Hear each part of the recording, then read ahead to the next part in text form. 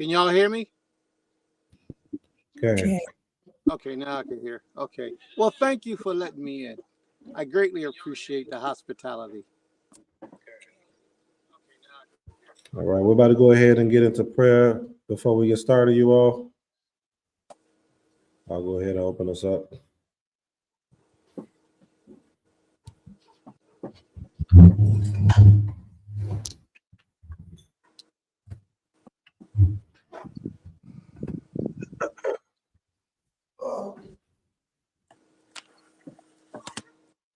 Orenu, Abinu Malakinu, Naknu Shonim, Labola Kisesh, Torah Malakador, Salatni Alkul Tumashehi, Prazik, Lukami, Wenafshi. Our Creator, our King, our Father, we ask to approach your throne. Please, oh great King, forgive us for any uncleanness, whether it be spiritual, physical, or mental. We thank you for another opportunity to come before you on this day. We thank you for those that are tuning in and those that have come in person and here on the land. We ask that you keep them covered and lift their spirits and encourage them and use whatever methods needed for them to continue in righteousness to serve you, because you are the one and only King. You are the creator of all. You are the majesty of Israel. You are the supreme being of this earth. We thank you. We give you all the honor, all the praise. Please, O great King, forgive us for any sins that we have committed unknowingly. We ask that you forgive us for anything that we have done to offend you. We do not want to offend you, O great King. We ask that you continue to show us the way without any harm, hurt, or danger. Nonetheless, let your will be done. Please bless those that are wanting to be here that may not have come. And bless those that are here. We hope that it's something that is said today that shifts and changes their lives so that we can move properly, so we can move in alignment with you, so that we can see the progression in our lives that is geared towards serving you first and foremost. And for those that may not be doing that are putting things over you, nudge them. If it's in your will, nudge them without any harm, hurt, or danger to go according to how you desire us to go. We thank you, we honor you, and we give you all the glory and all the praise. Aloet Akoach Haniski, Aloet Ael Adelion.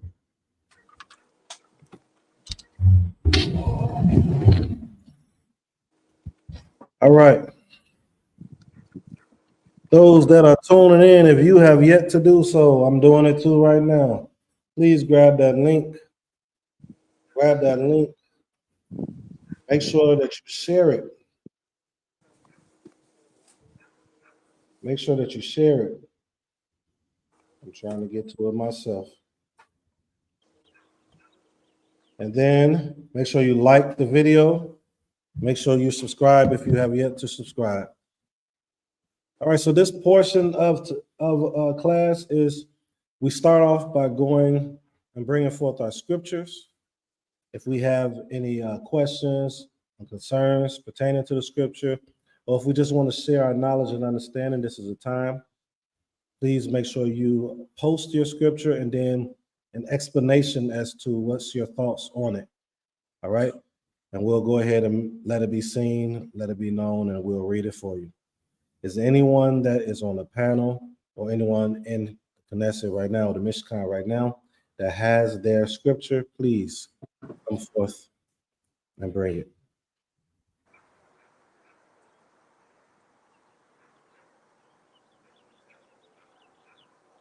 Well, y'all show is moving fast, boy. Everybody rushing to get me the first one. I like that.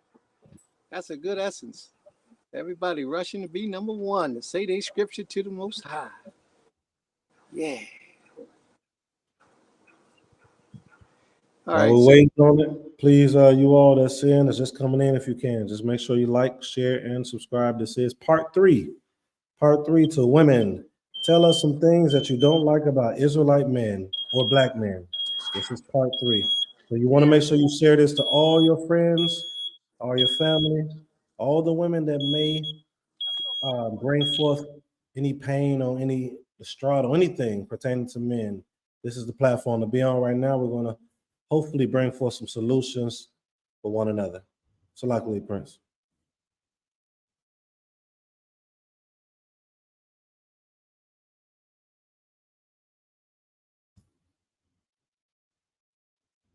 All right.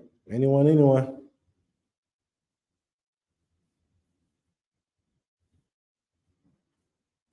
I could bring forth mine if you all want me to. Or you want me to hold off, Prince? You say you got yours? All right, go ahead. Go ahead.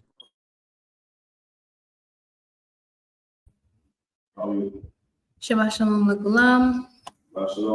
My commandment is going to be coming from Wa'ikra 19 and 35. That's Leviticus 19, verse 35.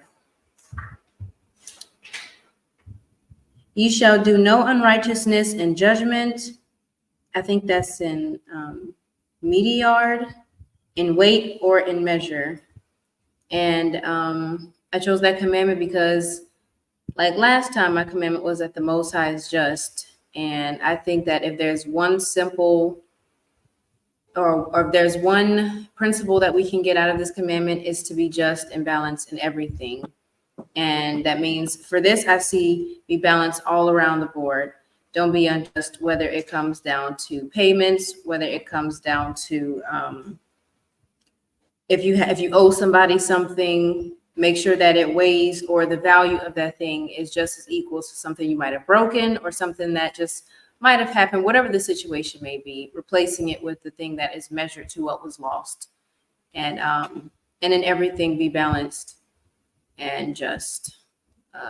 Zahu. All right. May the Most High be praised. Let me ask you a question. And you tell me what you think is the proper way to do this. If you hire somebody to do some work, let's say it was years ago, you hired them to do some work, and they have done their portion, but yet they say you owe them and you see that you don't owe them. They say, you owe me $1,000. And you say, well, I don't owe you. Here's what I paid you. You guys fall off, you have a disagreement, you fall off. 3 years later, you find a receipt that you do owe them. You owe them that $1,000. You didn't know it then. But this person doesn't contact you anymore. Do you search out that individual to make it right? Or do you let it ride until create a win? If you feel it's acceptable, you owe the person, you found that out. Do you search them out or do you just let it go? How would you address that? Keeping balanced measures in mind. I would say that if you have the proof that that person was right, and even if you all don't speak anymore, I would say that you do your due diligence to try to seek them out. I'm not saying search them out and it takes up all your time to where you can't get your home matters done, but I would say do your due diligence to search them out and pay them what is owed, because they could be harboring that within themselves and just not say it, and might not have even spoken to you in years, and then that repayment might seal or might, what is it? It could it could mend that relationship.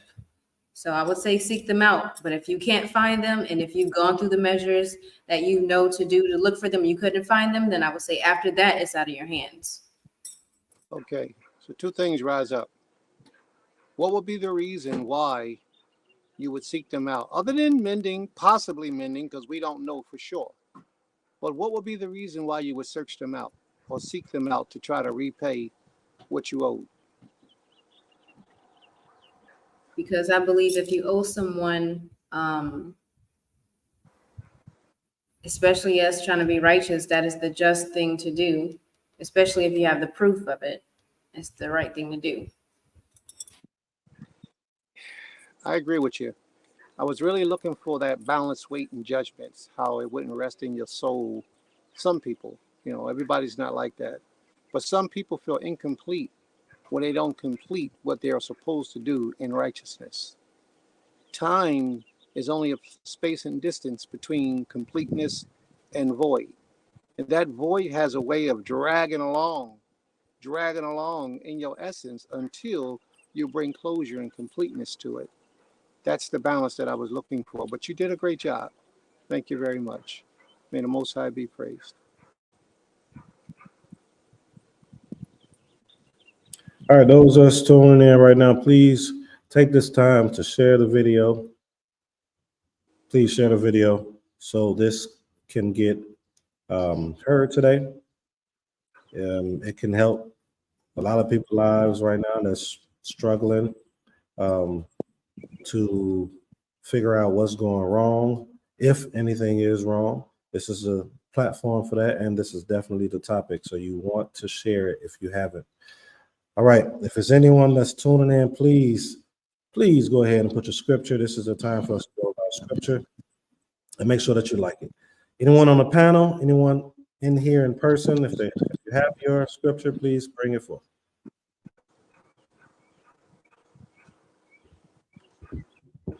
We have a dome.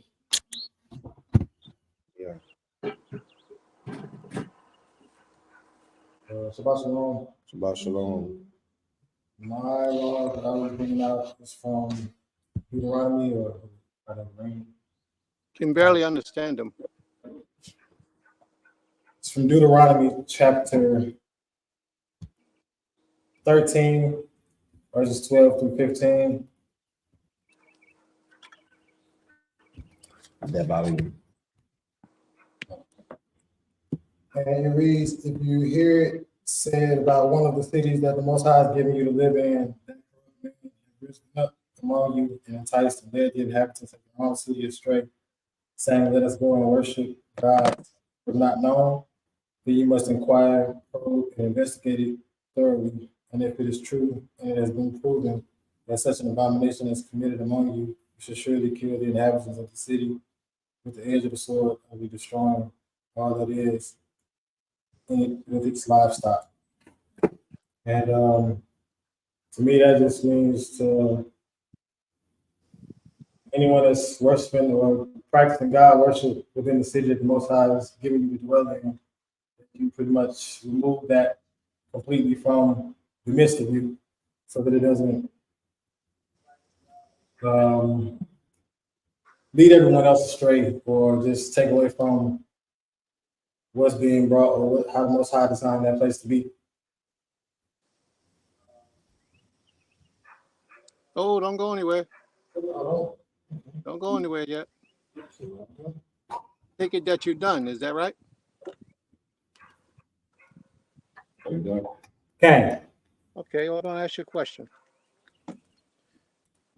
Now, you said that, if I'm correct, you said that means that wherever the Most High has called you to dwell, if people of that city try to lead you astray by teaching you to worship other powers other than the Creator, you're supposed to do what to the people? What was that? Well, I would say remove them, but as it was said in the scripture, it said,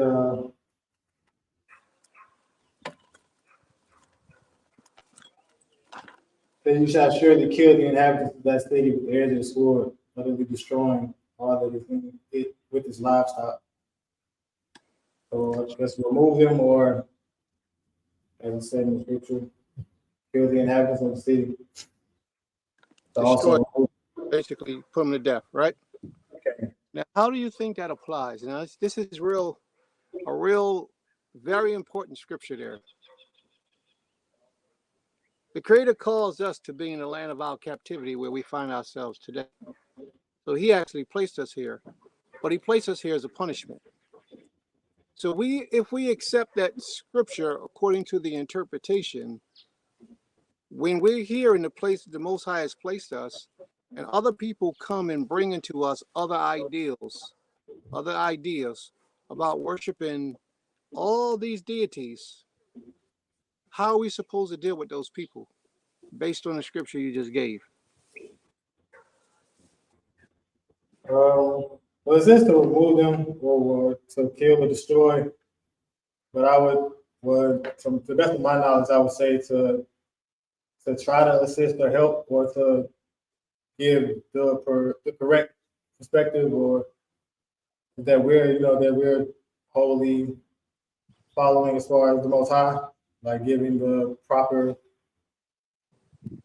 power to serve, and if they aren't willing or accepting to either change or get on board or learn of that power, or just stay within the guidelines of what's already being brought forth, then you have to remove them or you just have to leave. So if you left and removed yourself from the equation, would that be keeping the law? Because when the Creator gave us a command, He was direct with His commandment. Okay. So how would we deal that if we're going to keep the law? How should we keep that law that the Most High is given to us? All right. Did you have a response? I guess I'm trying to more so understand how to keep the law. I was just, to keep the laws to pretty much just remove them from amongst you. Okay.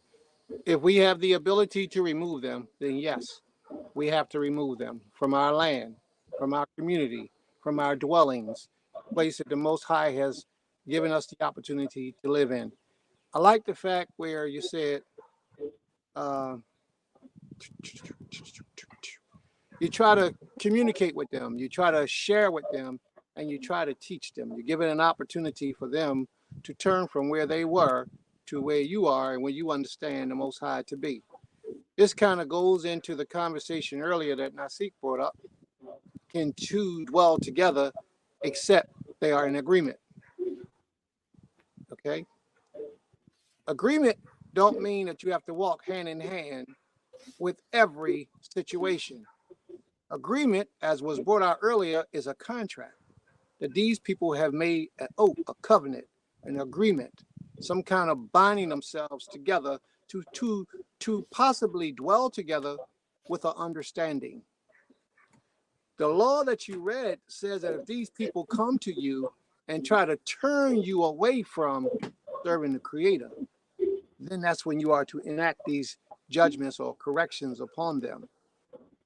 When they come, but if these people are dwelling with you and they're not saying anything, it might be that they're listening or they're arrogant and they just feel like they got it all. They don't need what you got.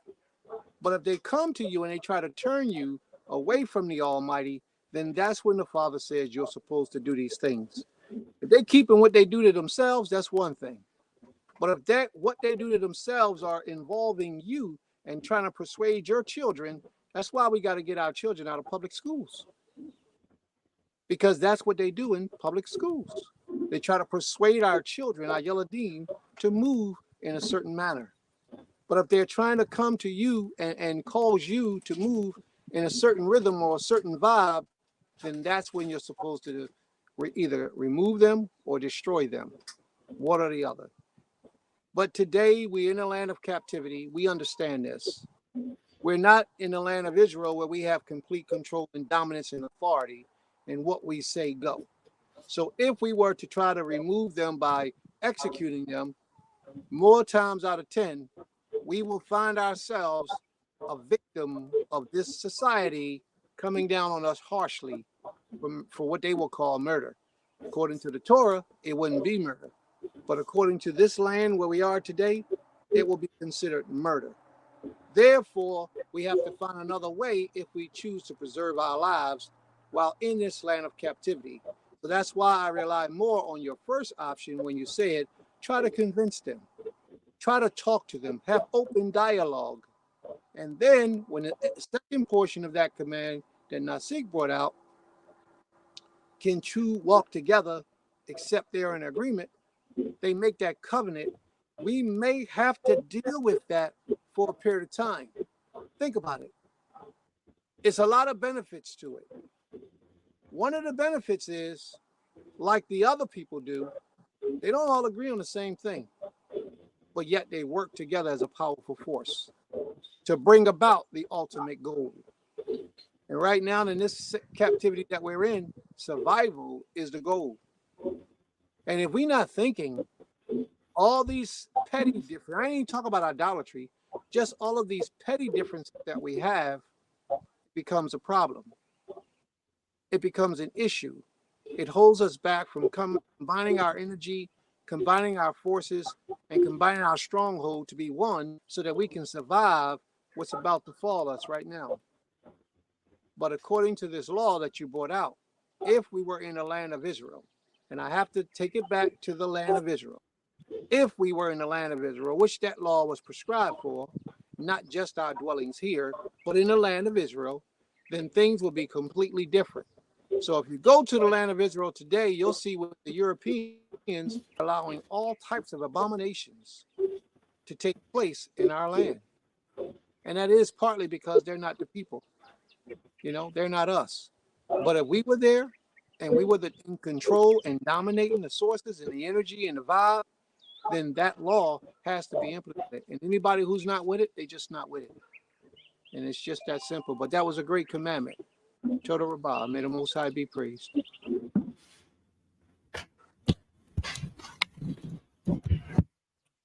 All right, all right. Those that are coming in right now, please, if you have yet to do so, make sure that you like the video. Make sure that you share the video. All right, this is the portion of class where we bring forth our scripture, and if we have any questions, we ask. So if we want to just bring our thoughts, we do so. So for those that's online, please make sure you share it, and we will be able to read it for you. But you have to make sure that you expound on what it is you're sharing. What's your explanation? All right, is anyone else present that has their scripture that they want to bring forth?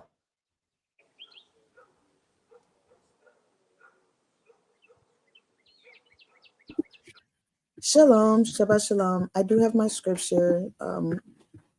My scripture can be found in Leviticus, Wayikra, chapter 25, verse 23.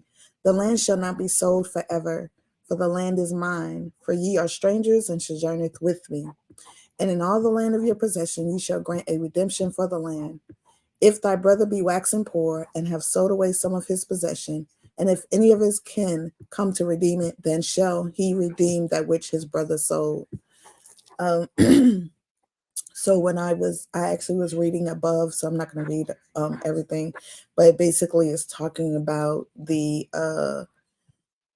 year of Jubilee, the fasting of the land. And so what I took from this, when it talks about the law of redemption, the land shall not be sold forever, meaning that the land that, from my understanding, that the land that the Creator has blessed us with cannot be sold, especially to another nation. It belongs to us.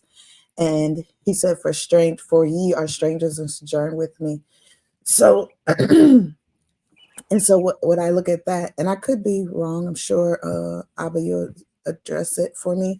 For you are strangers and sojourn with me. So those who come and dwell on our land, especially if they are not of this way of life, that they are here, but they live amongst us, but they do not, belong unto or live unto our law, statutes, and commandments. So, of course, we cannot even sell our land to them. And it says, in all the land of your possession, you shall grant a redemption for the land. So that means we shall uphold that law of redemption of and it goes into it says, if thy brother be waxen poor and have sold away some of his possession, and if any of his kin come to redeem it, then he shall redeem that which is his brother sold. That's basically allowing someone in his family to come in and re-own, take back possession of what their brother had to sell because he was poor at the time. And a lot of times people may do that in a way to be able to feed their families. But in that law of redemption, we should be able to sell it back to the family, because the first sentence says the law shall not be sold forever. So we have to look at it as, I guess, in a way of them borrowing against their land. And I know in this country, when they say borrow against their land, borrow against our land, we don't participate in those activities, because when they do that, they don't mean to give it back to you. They usually mean so that they can take your land from you. So a lot of times when they ask you, hey, do you want to buy a house and put your land up for it? That's an option that we always say no to, because your land is your greatest possession. Zahir, that's all I have. All right, very good. May the Most High be praised. Listen, there's a whole lot of valuable lessons in that commandment. And one of the valuable lessons is that so people, one person or one family is not a glutton, which means that he doesn't grow rich while everybody else grows poor. See, if he brought up all the land, then he would own all the land. And then everybody else who had to sell their land because they went into slavery, that one person would own all the land, which would make him a tyrant. So the Creator tried to implement that law to prevent that type of behavior in the midst of our people. And at the same time, another portion of that law is that the Creator also implement that law so that the everybody in a time of their life will go through a hardship. Don't mean that that hardship will last forever. So if I had to temporarily sell my land to you for a portion of time, I can always come back. It's that agreed time that we set, that agreed time, or the year of Jubilee. Whenever that time came about, I can always come back and reclaim my land. But think about it. Say the man who put the land up for auction to the temporary auction, because you got to get it reclaimed. If he died and his son came and his son died, and then his son came and it's the year of Jubilee, that land gets returned back to that bloodline so that that bloodline can still have equity, which is valuable in his day and time, which means he will still own land. Today, here in America, if we don't go spend some KSF, some money to get a couple acres of land, we won't get it. Now, if you trace the history books, this land was given to us. A lot of this land was already given to us, but yet stolen from us. Never with the ideal of returning back to us. A lot of us moved up north, and we built houses and lived in the cities, and we did what we did. And our descendants later on forgot all about the land that was in the family, or didn't even know about the land that was in the family generations ago. Therefore, somebody else finds that land, they pay the taxes on it, the land now belongs to them. The law of the Torah is not instituted here in the land of our captivity. If it were, then our people today will always be able to go back and reclaim stolen land from us from many generations ago. Okay? But that was a great law, great commandment, and it has multi-meaning. It's just we can look at it for different ways. It's very valuable. May the Most High be praised. To the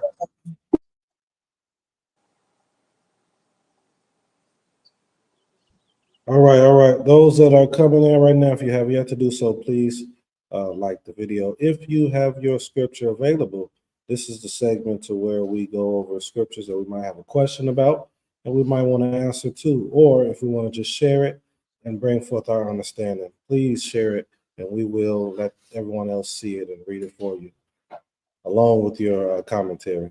If there's anyone that's present out there that wants to share their scripture, please do so. Anyone on the panel, if you have it, please go ahead. And if there's anyone left in here that has theirs, they can. If not, I will.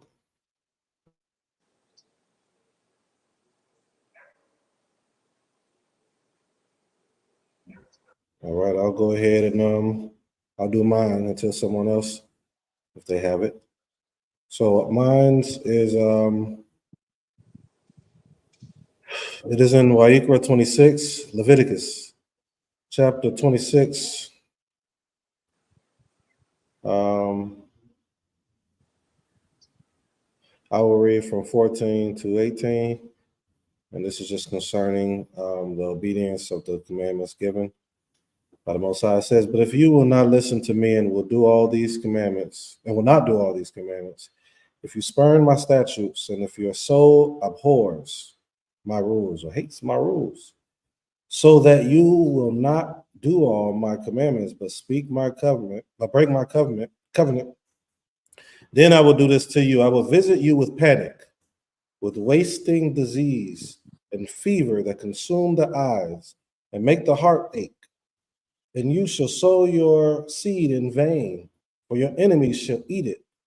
I will set my face against you, and you shall be struck down before your enemies. Those who hate you shall rule over you, and you shall flee when none pursues you. And if in spite of this you will not listen to me, then I will discipline you again sevenfold for your sins, and I will break the pride of your power, and I will make your heavens like iron and your earth like bronze. I want to stop there because it just goes deeper into what is bringing out as far as the disobedience. And I picked this one because many of us has went through this, felt this, or our grandparents, those before us. Of course, we see it. We know the history. But visiting us with panic, wasting disease and fever that consume the eyes. We are, I think we're number one when it comes to a lot of these diseases that we're having here in the United States.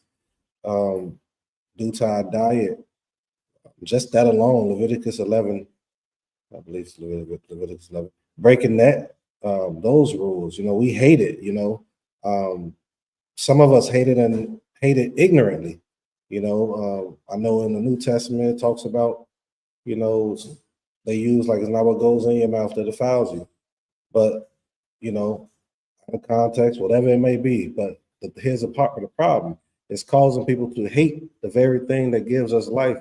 And one of the things that gives us life outside of the source of life, which is the Most High, is what we eat. And if you're not liking the laws of the Most High, then how can you prevent what is inevitable due to you bringing foreign things inside your body, which is sickness?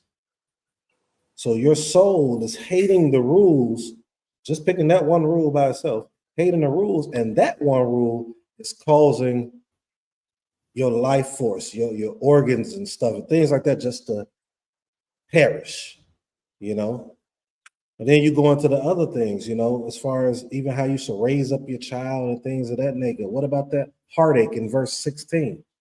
A lot of our parents, mothers, and fathers, right, are having heartache due to their children killing each other or getting killed or things of that nature. But it's going back to the parents by not keeping the laws. And now the children are not keeping the laws. Now we're having nothing but heartache due to us going through things that we don't have to go through. Now you're sowing things in vain, it talks about. And you shall sow your seed in vain. That can be dealing with what you're trying to produce. You don't have enough people to support you and to help you accomplish what it is. Maybe your vision is great, but you can't accomplish it because the seed is in vain due to you trying to do everything on your own. Or your seed is in vain, you having children.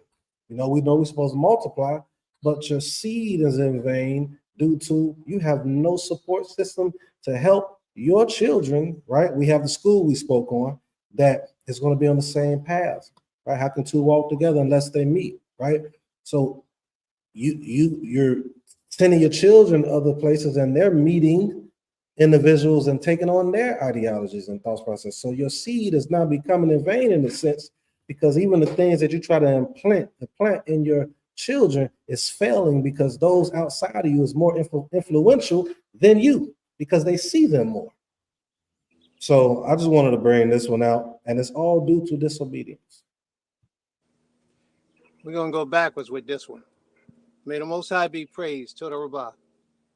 I was in the store yesterday buying, in the herb store, buying some herbs for the baby, for Maisha, and some food for the family. And this lady was selling her herbs, and she was there, and she was giving a dissertation to the people. All the people was crowded around her. Never met this lady in my life. Didn't know this lady. She had a Egyptian symbol cross on her chain, and she had a piece of makeup with a line going in the center of her head. So I assumed she was into some Egyptology or something. I don't know. But the wisdom came out of her mouth was strong. She said, she used one of our teachings here. She said, you got to be careful where you at. because when you go to schools and you go to work and you're doing all these things, these people have germs and diseases. If they touch you, not see, just talking about what you just brought up. If they touch you, that's how you get this sickness to run through your body from people touching you that got the disease or the sickness that you don't know that they got it. She says, and also, and she's very smart, also, a lot of people are infected with spiritual diseases. She said, a lot of people are saturated with sin. And you're so busy wanting to be around these type of people, and that sin is contagious. It'll jump off of them and it'll get on you, just like that virus got on you from them touching you. And now you sick and you taking on their characteristics and their traits. And now you're becoming broken down and you don't understand why. Very wise. And that talked about how you just mentioned with a lot of the people sending their children to public school. Those children are in the midst of other children. Not only do they have physical illness and physical disease, tying back to Yirmiyahu's law, but they also have spiritual illnesses and spiritual diseases, and they're trying to infiltrate the mind of your child to teach your child how to worship and serve their deities. They also bring your child sicknesses and illnesses. Now, your child gets sick, bring it back home to the family. Now the family's sick. And we wondering how that happened. Where did this come from? And you'd be surprised. Sometimes your child immune system is stronger than yours. Sometimes the child immune system is stronger than yours. The child will bring a sickness home, be the carrier of it, but you and your husband, the ones getting sick. You know, you got to be careful about these types of things. Why scars is always best. Cultural schools, schools that take the concerns of your children at heart and put it at the forefront of the agenda. So that was a great thing. And then you spoke on something else earlier also, Nasi. I think that one might have slipped me. But when you first started your commandment, what was it about? It was dealing with the disobedience. It said it spoke on the hating or the abhorring the rules, abhorring my rules. If you spurn my statutes, and if your soul abhors my rules, so that you will not do all my commandments but break my covenant, then I will do this to you. I will visit you with panic, with wasting disease and fever that consume the eyes and make the heart ache.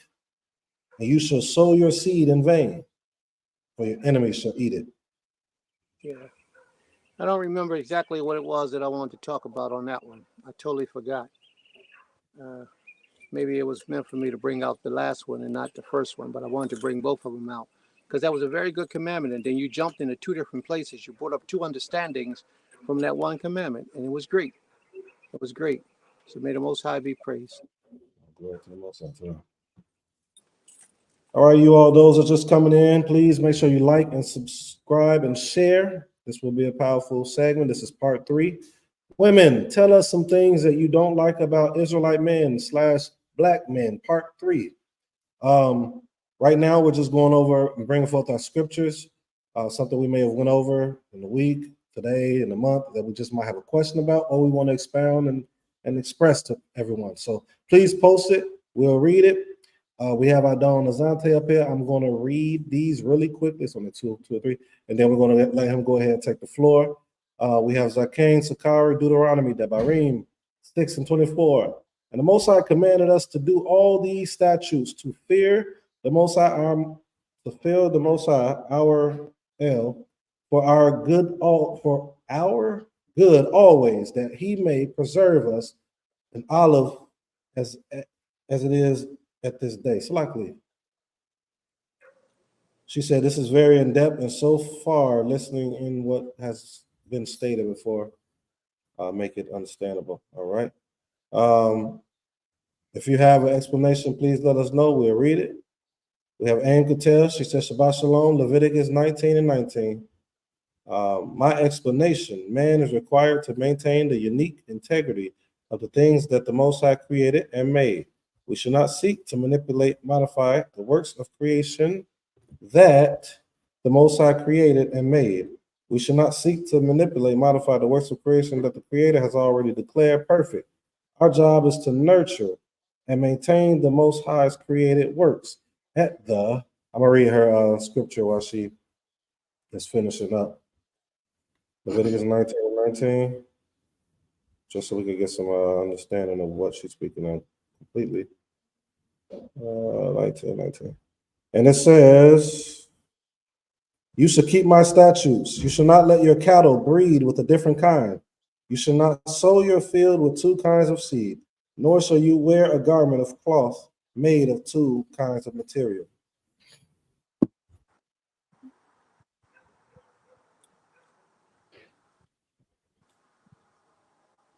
All right. Very good commandment. May the Most High be praised. Let's move on, and she puts up second portion. We'll revisit it. Okay, she says, maintain the Most High's created works at the highest vibrational level possible. This includes livestock, plant life, and products received from them. All right. May the Most High be praised. And that's some wisdom there. That's some wisdom. You know, I watched the video that was talking about the vibrational level that things, the fabric, the materials, how they vibrate at certain frequencies. I mean, I watched it a lot more in depth. And this was coming from the outsiders and not necessarily our people. They were people of color, but their mind frame is outside of Israel. And they was talking about the frequencies of linen and wool and how the frequencies was 5,000 megahertz, one positive and one negative. But when you bring them together, they ohm out each other. And they were confirming that this was found in the teachings of the Torah, why you shouldn't wear these types of fabrics together, linen and wool. And it also talked about cotton, and I thought cotton was the bomb. You know what I mean? I used to always go look for cotton. I'm looking for linen and wool now.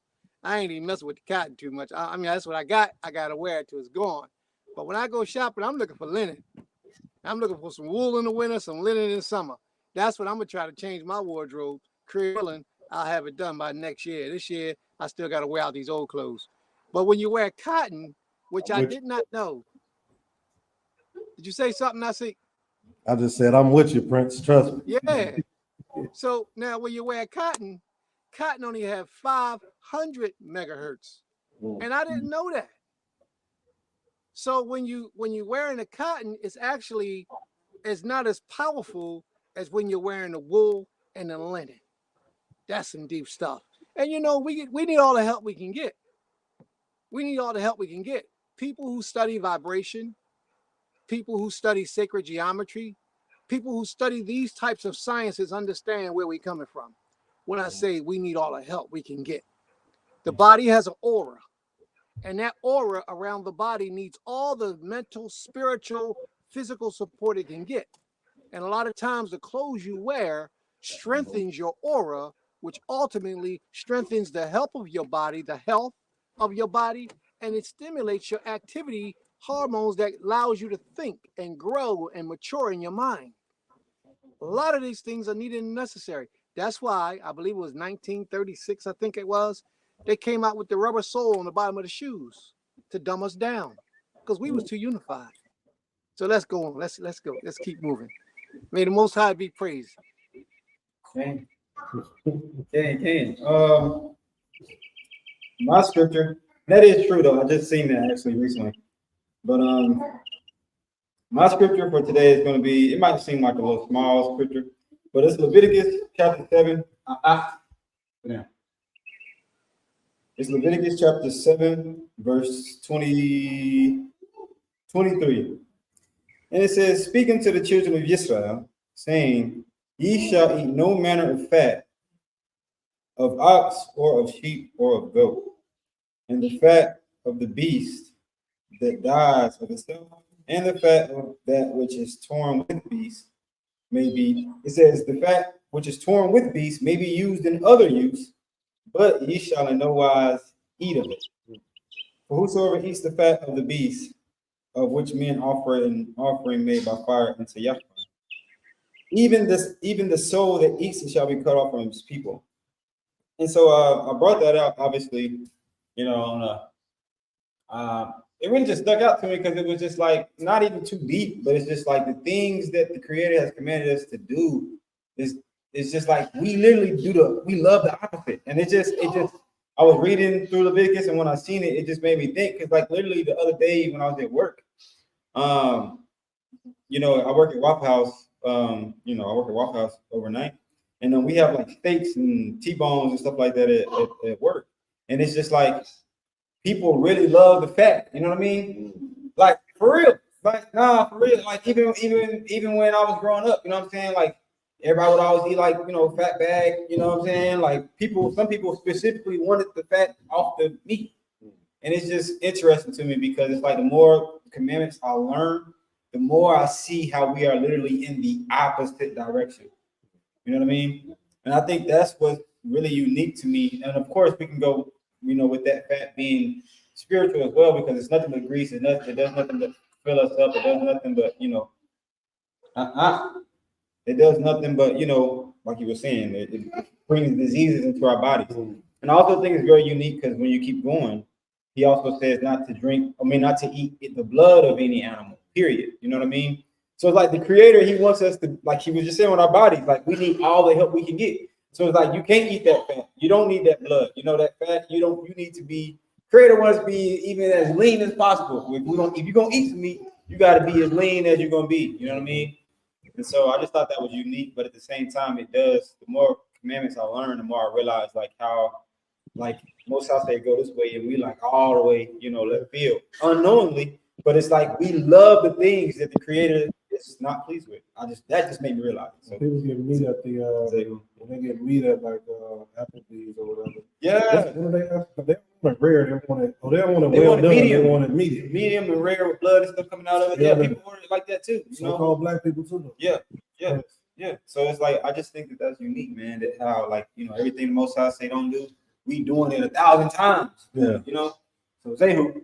That was Savannah for today. May the Most High be praised. To the Rabbah. I tell you, the part that stuck out to me in his commandment was the part where he said, the Most High want us to be as slim as possible. He's absolutely right. Okay. He's absolutely right. The Most High want us to be fit, want us to be in shape, and don't want us to eat no pork, no nothing that's gonna make us fat and sloppy. Now, see, tell them what you're doing on your fast, man. That was good news, and you might help some other people to be curious to it. Tell them what you're doing with your fast. I was trying to hold off on it's a few more things I ain't said, but I'm gonna just speak on this one. How long has it been? Maybe I started a journey because I used to do something called OMAD. For those of y'all that's familiar with it, I'll try to be as brief as possible. When I was teaching one day, do you all remember me saying something along the lines of, I will be going on my break at work and I'll be sitting there meditating and people will walk in and be like, what the heck is he doing? You know what I'm saying? But I can hear them, but I'm focused. In that moment, at that time point when I'm talking about, I was doing something called an OMAD. They say OMAD diet. I don't like to say diet, but OMAD, 1 meal a day. And what it is for 23 hours, you're fasting. So every day I'm fasting for 23 hours and I eat at 5 or 6 p.m. and I take in my whole caloric diet or calories in. So I eat all my fruit for about 10 minutes, take a 10-minute break, take a 10-minute, 15-minute break. Then I eat all my vegetables. The vegetables, my shall be hooking it up. Like my whole plate just got vegetables. And then I'll take about 15-minute break. And then after that, then I eat what you all would call dinner. But it's not a big old plate of dinner. It's about 1,200 calories. So every day I'm doing that. I'm fasting for 23 hours. And it's not just an OMAD diet for me. It's more so it's a few different reasons as to why I'm doing it. One is to humble me more than I'm already. It's something about not eating the whole day. And after your day of hard work, and if you're not strong enough, your stomach is hurting, your hair hurting, which is not the case with me because I'm used to it a little bit. You're just humble to come home and you eat. Two, when I think of us in the past, our forefathers, our ancestors, they had to work for their food, cook it, hunt for it. they ate lighter, they looked better, they lived longer for the most part, right? That was it. And then the third thing for me is just, I guess, lastly, is like health and spiritual. Spiritual is first, but spiritual and health more so. I feel more in tune with the Most High. Actually, I prayed on this and I just went before him and said, this is what I want to do. So I'm fasting more than I normally do. I'm fasting for the 23 hours a day, and I'm eating at 5 or 6 p.m. And that's one of the things. There's a few more things that I ain't sharing with everybody.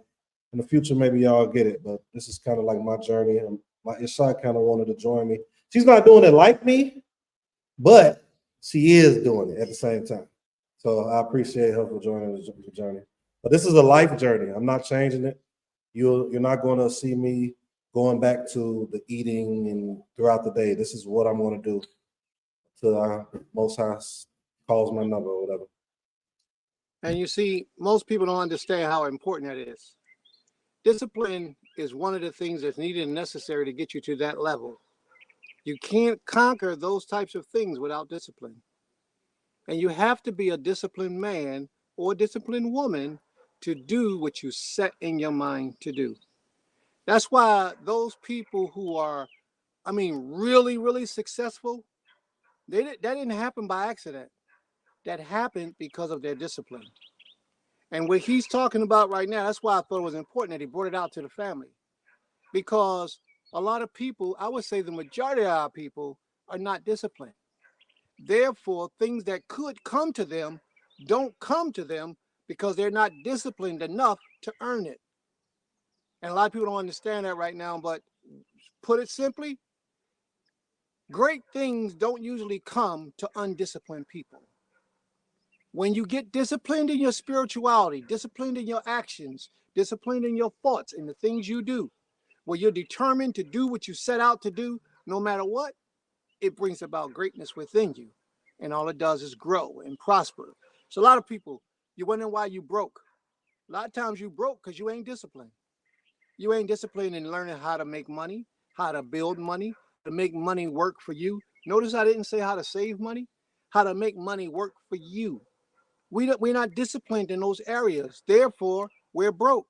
Always from day to day, looking for somebody to take care of us, somebody to work for so that we could be a slave all over again, rather than building up our discipline and our stamina. If you got your discipline, you could go sell rolls of toilet paper up and down the block, make money to take care of you and your family with that disciplined mind, that determined mind. You see how he said that? He said, this is a life thing for me. This ain't just for the day or tomorrow. This is a lifestyle. I'm changing. I'm going to begin to do it this way. So more than likely, you won't see me revisiting that. That's determination. And that's the type of mindset we have to have if we ever want to achieve anything substantial in life. If we want to be mediocre, then we don't have to have no discipline. We wait for that, what's that check that they send you every year? Your income tax check. You'll wait for your income tax check, you'll get that bulk of money, and then you're broke again next week because you have no discipline, no determination. You work from week to week for a paycheck. For those of us who have jobs, we work from week to week for a paycheck just so we can hurry up and rush and spend it, as opposed to finding ways to get creative to let that work for us. So the things that you heard today, family, are things that can help build up your spiritual discipline so that you can start putting back into you and what's most important to you, your family, your community. So you can start putting back into them and it and you so that y'all don't always have to suffer like we're suffering right now. I pray that y'all heard this message from beginning of the class till right now, because all of that was being said. And I pray that y'all heard it through the commandments. Certain commandments was talking about this. Now Nasik is talking about it, and this is what he's doing. And now I'm elaborating to you all, telling you the benefits of it, let alone the health benefits of fasting. He said he's doing it 23 hours a day, and he eat within that 1 hour window. And then he's back on his fast again. Do you understand that when the body is hungry, the body shuts down and begins to eat itself to sustain itself? But the first thing that the body eats are the bad cells, the cancerous cells, the sore cells, the sick cells, basically the weakest cells. The body eats all those first before they start eating on the good cells. So therefore, if you're fasting 3/4 or the majority of 9/10 of the day, if you're fasting for 9/10 of the day, chances are you will not develop sickness like most people. I heard a saying just a while ago. Matter of fact, it's about a week ago. Now, this man was talking about his teacher. This man started fasting once a week. We do that here at Temple Keith Irene. We fast once a week, every Wednesday. From 12 o'clock Tuesday night till 6 o'clock Wednesday night, we don't eat no food. Some of us don't eat no food or drink no water. But this man was once a week. And he was talking about how good he was fasting once a week and how he saw these changes in his body. So he took that to his spiritual leader. His spiritual leader turns around and tells him, okay, when you get to the level that you are now able to fast 6 days out of the week, and then one day you eat, 6 days out of the week, and then one day you eat, he said your body will be so much better, so much healthier from all the poisons that you're putting in by the food that you're intaking. There is no food on the planet that's without some type of poison for the human body. So I don't want y'all to think we perfect because we vegan. We understand that. But the poisons that's present in our food is a lot less dangerous than the poisons that's present in the common people food. You understand what I'm saying? And if we can discipline ourselves to only eat one time a week, then that's a lot less of an opportunity for poison to enter into your bloodstream by way of the foods that you eat. This may have been the first time you heard this. I pray that it's not the last time that you meditate on it. Because as Bang said earlier today, the Creator don't want no fat people walking around on the earth. And if you are overweight and out of shape, and it's because of your inconsistency to be disciplined, then you have to do something about it. If it's because you have a sickness or illness or something, then we understand there's no excuse for that. You do the best you can do what you do. But if it's because of your insufficient discipline in your behavior and in your life, because you just love the way food tastes, then you have to begin to pay attention to what it is that we're saying today. Discipline yourself, curb your appetite, and master your desires. If you can't master your desires in your plate, it will be very difficult for you to master your desires in your life. May the Most High be praised. Toda Rabbah. Hey, listen, Nasik, I'm going to have to make some adjustments out here because the phone charger is not working. So I need you to take over for a few, all right? Okay. All right, you all. So we have a few more people in. You know I'm going to do my daily check. Please, if you haven't yet to do so, go ahead and like this video right now. We have 8 likes, and we got about 16 people tuned in right now. Please take the time to just press that like button. I see some likes going up right now. Take the time to press that like button. And then when you're done pressing that like button, if you can, just make sure you share it, because this is a topic, part 3. Women tell us some things that you don't like about Israelite men or so-called black men. And this can help those that you might be associated with, some family, it might be someone that need this if you don't feel that you need it. All right. So we have Melchizedek says, "Yeah, all praise. I'm doing a 91-day cleanse right now. No food at all, just water, lemons, and limes and herbs. That's all. I'm in the 74th day at sunset. I will be in 75th day." Wow, that's amazing. That is amazing. And I love the fact that earlier when we was reading about the fast, I forgot who it was. I went through a lot of things, but they just didn't eat food, So I love the fact that he's putting water, lemons, limes, and herbs. That's all. Like for me, my fast of 23 hours is water. I started off with tea first. Then the rest of the time I'm drinking water. and then I eat the food whatever time I come home around 6 to eat for that hour, and then later before I go to sleep, I have tea again. So, but I love the fact that he's putting water, lemon, limes, and herbs to kind of help, during that process.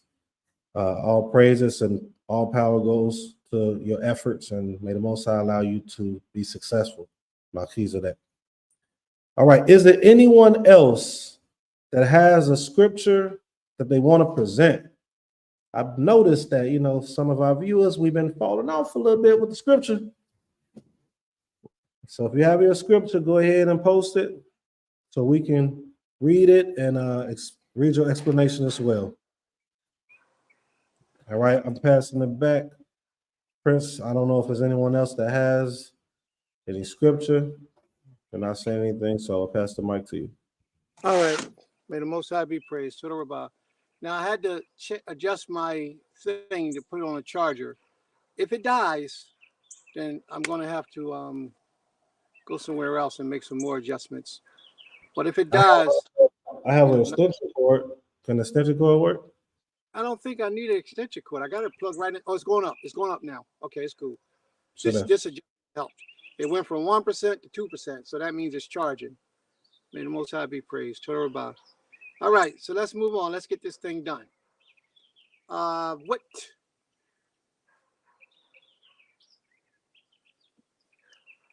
Thou shalt not steal. That's a good commandment, though. Yo, I know what you're saying, Nasi, and I see your wife shaking her head, but that's a good commandment. Thou shalt not steal, because people be stealing, man. People be stealing. People be stealing your accolades. They don't want to give you your proper respect. They don't want to give you your honor. They don't want to give you back your money that you loaned them a long time ago. People be stealing, man. It needs to be Israelite people. Talk about they servants of the Creator. And then you do something for them, and they don't pay. They don't even say thank you. Like I was holding the door for this lady at the supermarket the other day. Black lady, she came in, big fat black lady. I was holding the door for her. She walked right past me and didn't say thank you. I had to stop and slam the door on her foot, man. People gonna give you accolades, man. People gotta say thank you sometime. So anyway, thou shalt not steal. Thou shalt not murder. Thou shalt not commit adultery. There's a law in the book of Deuteronomy, the book of Exodus. First, I wanted to say this before I brought out that law. I like the fact that everybody today that gave a law gave real good commandments. It wasn't the everyday commandments that everybody gave. So that means y'all went out and searched for these commandments and brought them back, and y'all said, here, this is what I'm going to say today. And then the explanations was profound also. So y'all did a great job. I just want y'all to know that I'm very pleased with the efforts that you put into these commandments this week. I mean, I'm pleased every week, but this week was exceptional because I see where you went out of the normal commandments and got something that was a little bit more unbeknownst to everybody. But I'm going to give one of the ones that we all know. Okay.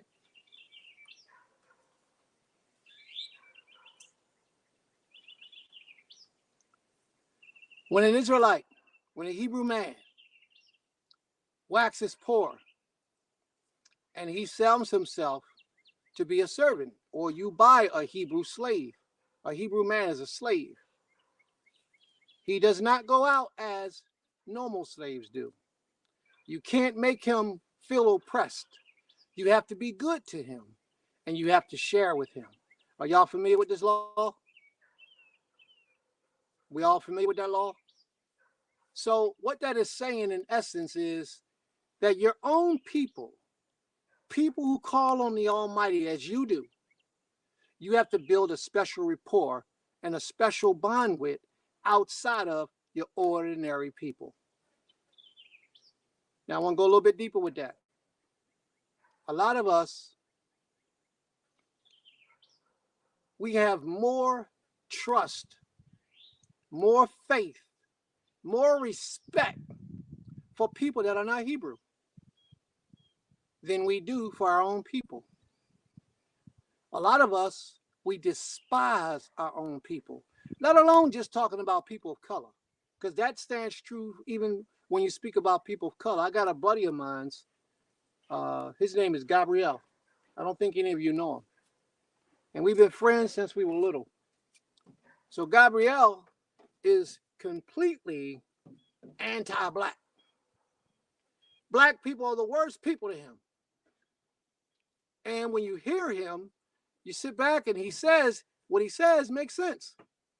Well, they're lazy. Not all of them, but the majority of them. They thieves, they steal. He said, and he says, the police, most black people that get killed by the police get killed because they be running their mouth.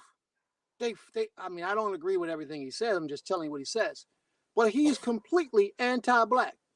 Chinese girl, white girl, the black girl, he removes her from the equation. He may be listening to this here class today. He may be. And if you are, bro, you're welcome to come on so you can be a part of this conversation we're going to have and I'm leading up into. So he's a good guy. He's about his business. He's very determined. He's very persistent. He's what we spoke about earlier. If he says he's going to do something, he do what he got to do it. So therefore, he's very successful in life. But he hates his own people. Women, he hates you particularly. Black women are the scum of the earth to the brother. He'll tell you quick, I don't know why you're wasting your time with the black woman. Because the black woman is horrible. The black woman is trash in so many words. He never used that word, but in so many ways, the way he described y'all, that's what he was saying. How black women are the worst women on the earth that you could even get yourself with because of their mouth, their attitude, their behavior. Look at her walking down the street. She looked like a prostitute, but she's going to a graduation. She's going to a graduation and she looked like a prostitute. I was in court the other day in a courtroom and a young lady had a hearing. She came out of the courtroom. She had on a belly shirt with a navel piercing on and some shorts. And she was the one in front of the judge. I looked at my lawyer. I said, hey, what is this? What's wrong with our people? He said, I don't know. We got it bad. And he's right. But my buddy, Gabrielle, has been saying this about black women for a long, long time, how bad the average black woman is in so many ways. And he totally don't want y'all. And he wouldn't advise any man of color to get with y'all. He says you need to get away from the black woman because they're a problem. And this was way before some Kevin Samuels even got on the scene. This brother's been like this for many years. It's so bad with him, he got a problem with his own mother. Yeah, he got problems with his own mother. He find even reasons to accuse her for why she didn't do what she should have did when he was young. And I can't speak on those things because I wasn't there when he was little like that. I don't know about those things. Only he can speak because he experienced it. But I do pray that one day the Most High will calm his spirit toward the sisters, especially his mother, and cause him to see things differently than what it is that he understands right now. But in the other term, I do see where he's coming from with the average black, colored Hebrew women today. And this brother's an Israelite. He went out, when he first learned he was an Israelite, got a big Magen David tattoo on his arm. He's thoroughbred Israelite. He is. He doesn't live the law, but he knows who he is. So I think that would be a good segue to lead into our conversation of the day. Okay? We have a sister here, Sister Sharon. She's going to come in and she's going to speak on behalf of the sisters for this portion of day. So, sis, I first want to thank you for having enough courage to come up and speak on behalf of the sisters and address some of the issues that you may have or that people may have brought to your attention about the division between Hebrew men and Hebrew women and men of color and women of color. I thank you for coming in and so freely being willing to speak. A lot of people, have not done that. A lot of people have been asked, but they won't do it for whatever reason it is. I also want to acknowledge the fact that you had been with us for the last 2 classes when we had these types of conversations. And as I said last week, sometimes you'll have that class, then you got a whole week to think about it. You think of a lot of things that you should have said, a lot of comments that you should have mentioned, and a lot of things in that area. So we're going to open this class up now, family. It's now 5:10, and we're going to open the floor up for this conversation. So in order for us to do it properly, we have to give the women a platform and allow the women the opportunity to address their issues or some of their issues. And as we go along, new issues will be created just by conversation. And that's what we do. We ask you all to share the page, share the link, share the video. Like right now, go out and share it and then come back in. And also like and subscribe if you haven't subscribed. And if you got some of these sisters who feel like they've been wronged, disrespected, or abused in relationships with Hebrew men or even men of color, now would be a good time to get them into the class so that they can speak their piece. And if they want to come on the platform, Creator willing, we'll have the opportunity to invite them onto the platform. All right? So may the Most High be praised. And I can't see anybody but myself, so I don't know what's going on in the background. Did anybody else wish to speak before Sister Sharon had the opportunity to take the floor?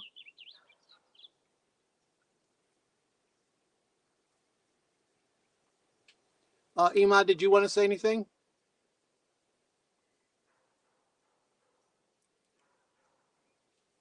All right, so I'll introduce Sister Sharon since nobody else wants to do it, as if nobody else knows who she is. She's a phenomenal sister. Sorry. All right, you want to do it, Ima? Sure, I'll do it. All right, Shabbat Shalom, everyone. Yes, as my Ishra started to say. You got a lot of noise in the background going on. I don't know what it is. Okay, is that better? I was Much better. moving my computer. Okay. As my Ish started to say, Sister Sharon Ephraim, who, yes, she's a phenomenal woman, mother, wife, and she's a Mora at our school. She's over our art department at the school. She's she's born and raised in this way of life. And she's a beautiful sister. Like when it comes to just being there for her people, her community, she comes from a great lineage in this walk of life, whom are servants to the Creator. And she, definitely represents her parents well as a servant to the Most High. And she teaches her children to do the same. So we welcome our sister on our platform, on the panel today, because she's always on the platform, but on the panel today. And we pray that through the different topics that she brings up, that we also continue to hear the issues and the concerns of our sisters, as well as find solutions and healings in the same essence. So Toda Rabah, sis, for coming on board. We thank you, and we look forward to today's conversation.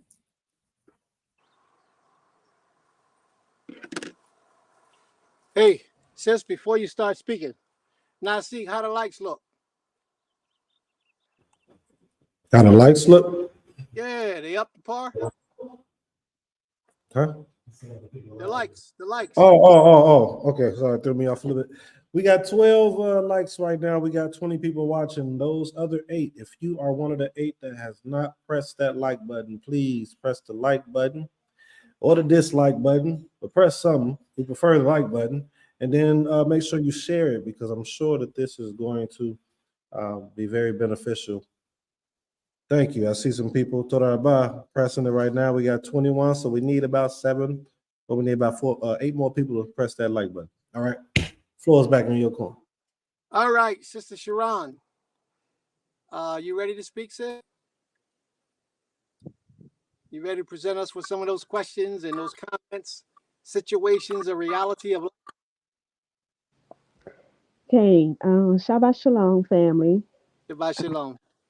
Toda Rabah for inviting me on the panel today. Per usual, I always enjoy Beulah services. The discussions that we all have, they are always profound. Told everybody for the introduction. My camera is off at the moment, but I was behind my screen covering my face. So I appreciate the introduction. I appreciate being here. So I have a few topics that I had wanted to express about the things that I may find distasteful concerning our men, our brothers in the Israelite community. So the first thing is addressing another man's wife, rebuking another man's wife. Now, it is a thing in our culture where we are supposed to love our neighbor as ourselves. We are supposed to rebuke that neighbor unless sin fall upon us. Now, in a modern world, it would be known as an accomplice because if you stand by and you watch something happen on your watch and you don't say nothing, um, you are deemed responsible as well. But I see a lot of Israelite men addressing other Israelite men's wives. Now, the things that okay, let's put it more in context. If it could be very true what the brothers are addressing about another man's wife, um, but we have to understand decorum. Now, when I say decorum, it reminds me of the teachings that Nasif used to teach about on his platform a lot. And I just think if you want to address another man's wife, you need to go to that wife's husband, so that husband can address his wife behind closed doors. That's just one of my topics, Zehu. And I'm gonna mute up if anybody have any comments about that. No, don't go anywhere yet. Oh no, I'm here. I'm here. No. That was a good one. So we have to have a little bit more details about what you're saying. Are you saying that Israelite man would say something degrading or correcting another man's wife Can in the correcting, absence? correcting, Hear me out. can In the absence of that man or in the presence of that man? in the absence of that man. Now, would this be in the community settings or this is on the individual settings? It's an individual setting, it's a community setting, both in person and on virtual that I've seen that I witness a lot with our brothers. Okay. Now, give us an example of one of those type of things that could be said that this man feels he needs to say it to the woman. For an example, if a sister particularly doesn't always wear a dress or skirt, if she doesn't particularly always have her head covered, I believe, no, I'm not going to say I believe, I see and I witness that it's troubling to another man. That man will go out his way and try to correct her individually. If that woman's husband doesn't have a problem, you know, if that woman's husband don't see anything wrong with it, then it's not that man's place to bypass him and to directly correct her. Okay. All right. Let's look at it this way. Because this is how I see it. If that man who allows his wife to come out of the house like that, and that's the community rules that this isn't done, then that means that this man has a problem within his household, his governing ordinances that take place within his house. Let's say this, for example, because I need to make this clear first before we jump all over this, because it could be taken a lot of different ways. There is no law in Torah that says that a woman must have her hair covered. There is no law in Torah that says that a woman must have on a dress or a skirt or anything down to the ground. There is no law in Torah that says these things. These are the teachings of us men because we understand the principles of modesty, the principles of humility, the principles of just being a woman to her highest epitome of being a woman. You get a lot of controversy with me about that. A lot of men going to say, well, this law says this law. There is no dress code for a man or a woman in the Torah except for the priest. That's it. There is no dress code, and except that your clothes have to be made out of some type of fabric. So when this man says, listen, sis, you shouldn't be dressed like that, I would pray that he's saying it because of modesty, because she's not in her feminine form. She's not in her feminine nature when she dresses that way. As a community, we have accepted the fact that our women shouldn't wear pants. And this is what we teach. And we teach that because a woman in pants ignites a masculine spirit within her. No matter how tight them pants are, no matter how short cut those pants are, it brings about a form of masculinity within that woman. It takes her away from her femininity. And it also causes it, well, let me say this way. It has the ability to excite a weaker man. And we don't need to excite anybody that's weak because there's no telling what that weak man might do. He may turn to the image of anything that he has the ability to do because he's stronger than her. So we don't promote that type of behavior here in Beulah land, usually in the Hebrew community. But women, a lot of females, they do what they want to do. Some of them even when they're married, because their man has no authority over them truthfully as their husband. So a lot of the women do what they want to do. But let's stick to your issue. Your issue was that this man says something in correction to that other man, to the other man's wife. One man should be real careful what he says by judgment to another man's wife. He should be real careful. A lot of it is because, like you said, if the husband allows it, then who is he to disannul it and say it shouldn't be? Even if this man is a spiritual leader of the community, he should go to that husband and correct that husband before he says anything to his wife. And if he can't see any correction taking place after maybe twice of speaking, 3 at the extreme, then those people should just be asked to move, to leave, and go and be in the midst of people where the men are not controlling their families or not running their households.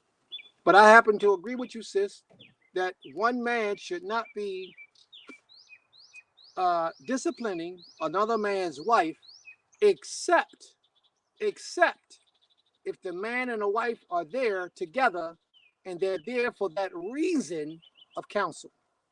Now, if they come into his presence for counseling and he has that opportunity, keep it in mind, there's a way and a skill behind all of that to bring forth that understanding. But if that's not the issue, she's just walking around the community or walking around in the streets, then he has no right to do so. I'm looking at all these rabbits running around the land right here. We got like 4 rabbits over here right now. That's what keep getting my attention, because they sitting here like they're watching the class. Some of them sitting here like they're watching the class, and I don't want them to creep up on me and try to bite my ankles because I ain't got no shoes on. I don't want that to happen. So I just keep peeping over there. But you are so right, sis. We have to be mindful of our actions when we speak. Even when we greet another man's wife, we have to be careful.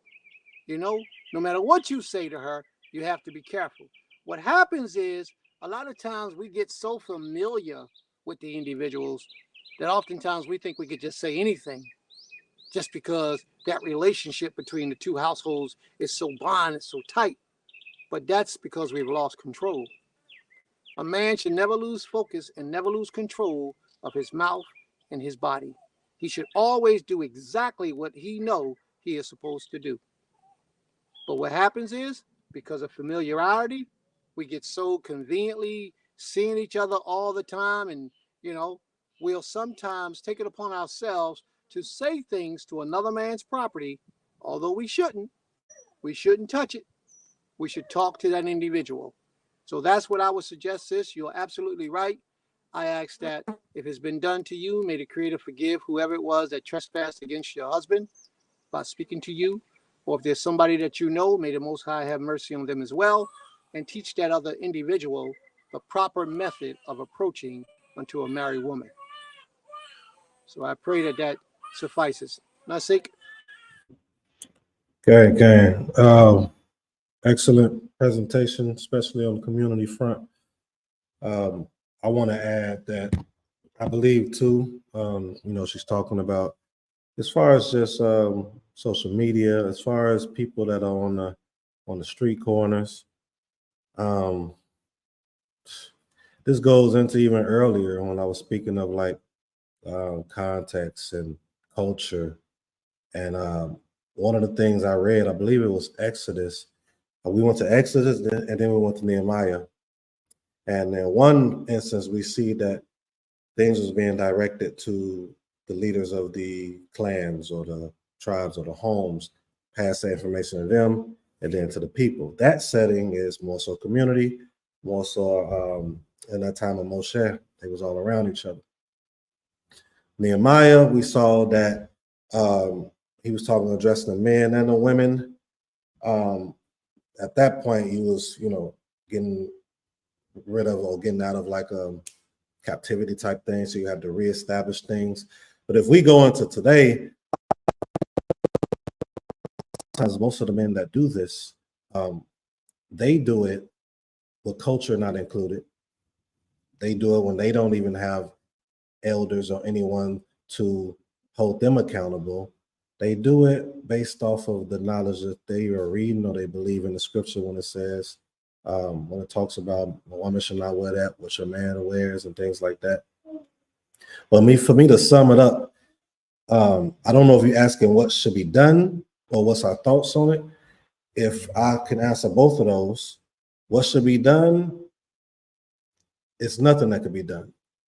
Not with people when people are individual, when they're moving with no community, or let's move community out of it. When they move with no accountability or no eldership that understands or has the understanding as to, I need to find this husband.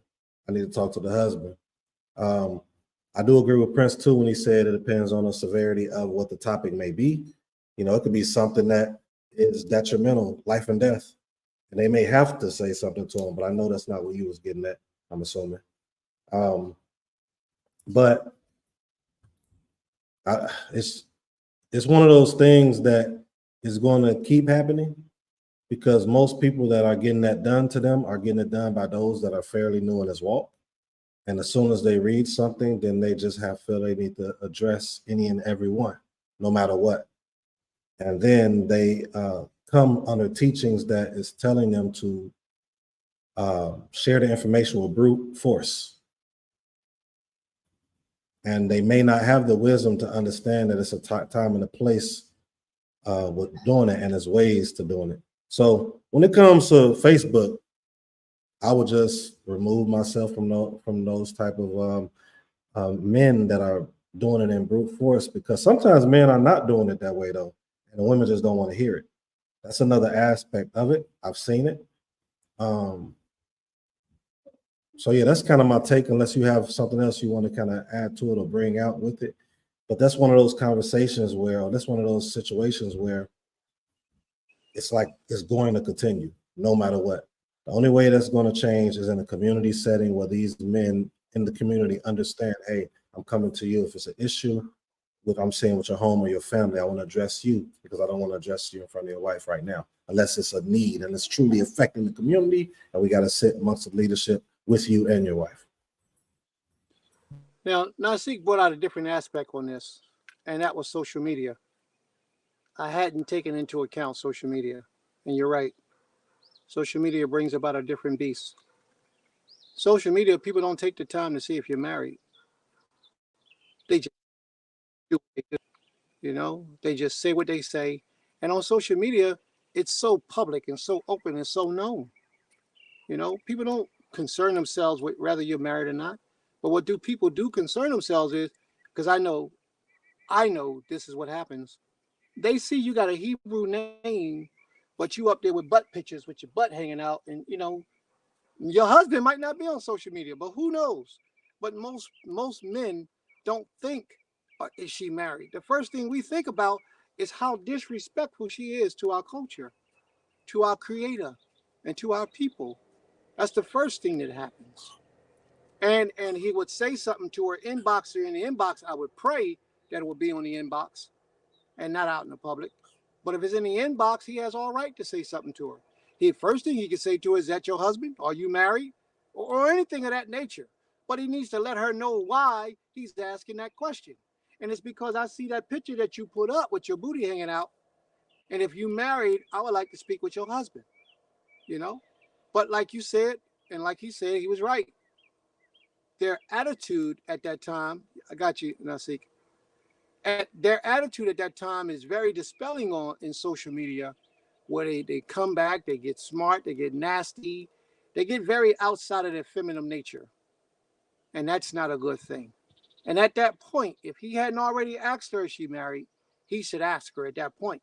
But most times when you lead with a sister, hey sis, are you married? The first thing they think is you trying to move up on them. They don't think you're trying to correct them. And I know that because it's happened to me many a times. Nasika?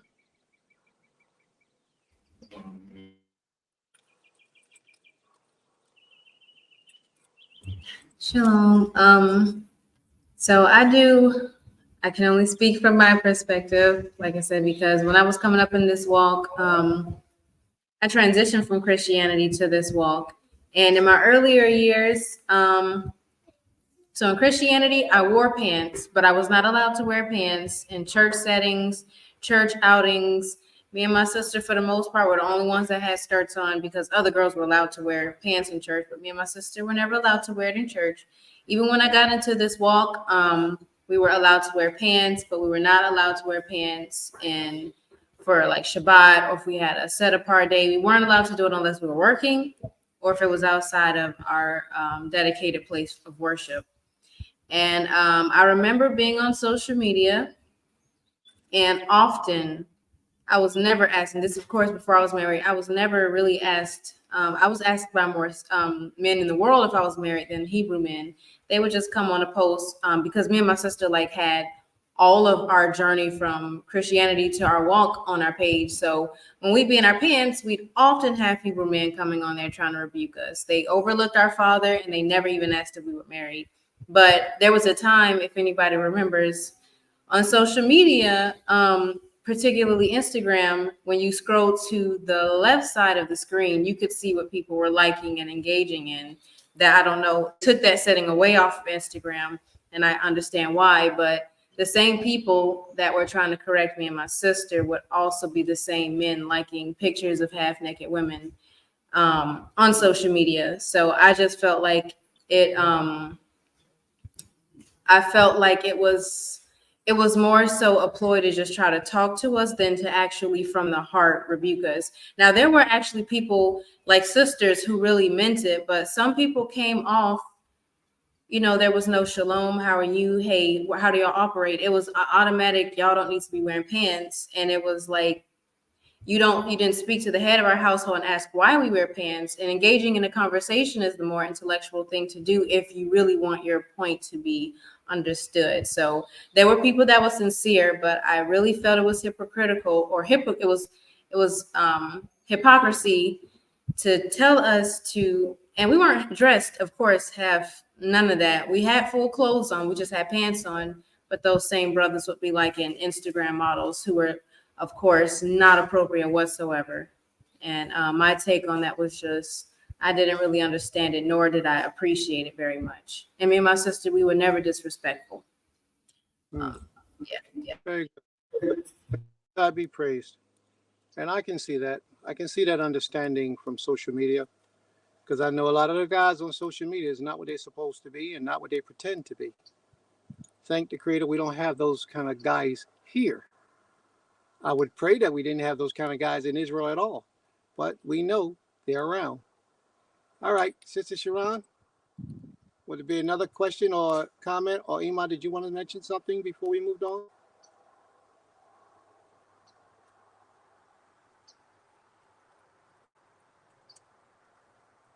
Those that's listening right now is 22 people.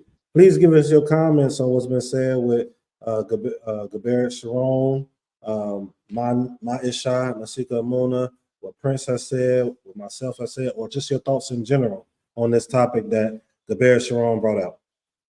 All right, I'll pass the floor back to you all. Shalom. I'm listening to the conversation. Definitely like the actual topic that our sister brought up today. I think it also goes into the social media part of it is really what I was about to touch on, because I don't think it just stops either at the married women. I noticed too, because I have young adult daughters, that men seem to want to go into your daughter's DMs to correct them, or even just talk to them, which is very inappropriate, but to correct them. And a lot of times, if you're a righteous person, honestly, and you want to correct somebody, before you even go in a DM, you can look to see who they're related to, on their social media. It's so clear at times, because almost as soon as you look, you can see who they communicate most with, who they're friends with, and that kind of gives you a gist of who they are. And so I think people just look over that. I don't think they're ignorant to it. I just think they don't care, because they're not coming in righteousness. They're coming for another agenda. And a lot of times it's to be seen, or it's to be heard, not seen. And it's just to throw around their authority, because they have, because they were born male, not because they are man, but because they feel like they have that authority to do so. And I do understand that, there are, like what you said, the pictures. And yes, if you're going to address it and asking for the husband, that's one thing. But there are so many ways that women are being disrespected in that manner. And I just want to bring out that it's not just with older single women or married women, but with young daughters. And the daughters, may not be inappropriate. It's just, it's really a weird thing, because when I look at it, Israel is so vast that everybody has different opinions of what what modesty is. And I feel like some people, what they do is kind of like what I said, instead of investigating, maybe if that person is part of a community or family, they just look at it, they take that first look, and then they just go off on it. And I think the best approach, obviously, would be to see who they are, see if they have a male in their life, a husband, a father, uncle, whatever, instead of DMing them, because a lot of times it is inappropriate. And a lot of times most young women, or women period, don't take it as constructive criticism. It's kind of like you're coming in here talking to me, and we don't know each other. And a lot of times it's not done in a respectful way. So that's Tell them, all. tell them how we first met. What did you say? Tell them how we first met. Oh my goodness. Well, I wasn't in your DMs. You don't remember that? No, I was not. First of all, that's not how that happened. Oh my gosh. You see, you're talking about, that don't have nothing to do with what we're talking about today. This is a perfect example. Perfect example of what we're discussing, right? Okay, so that is, let me tell y'all. First of all, I didn't remember this, but he made a post. Maish, presently he's Maish. When this happened, he was not Maish. So let's put it out there. She didn't even know me. She didn't even know me. But obviously, we've been friends on Facebook, and he made a post on Facebook, and I replied to his post on Facebook. Very nasty, very nastily, with the attitude of a regular woman. Okay, first of all, I could pull up the DM, because that's not what happened, and you did not even reply like that. Let me find this DM. I'll be back. I'm going to find this DM, because now you're just talking. But so, no, he put up a post, and it was about women. And, I have a lot of love for my sisters. And sometimes, brothers can come off a little harshly. You mean And brothers so, can speak the truth sometimes? They can speak the truth, and it hurts when you're okay, guilty. Yeah, so I understand. I'm gonna find these posts, y'all, because we need to, rectify this. But anyway, so when he said what he said, because I don't remember the whole post, but it was something that I responded, and so my spiritual leader at the time hit me up and was like, "Oh, you responded to Prince Kez on his post," and I was like, "Prince who? Like, what are you talking about?"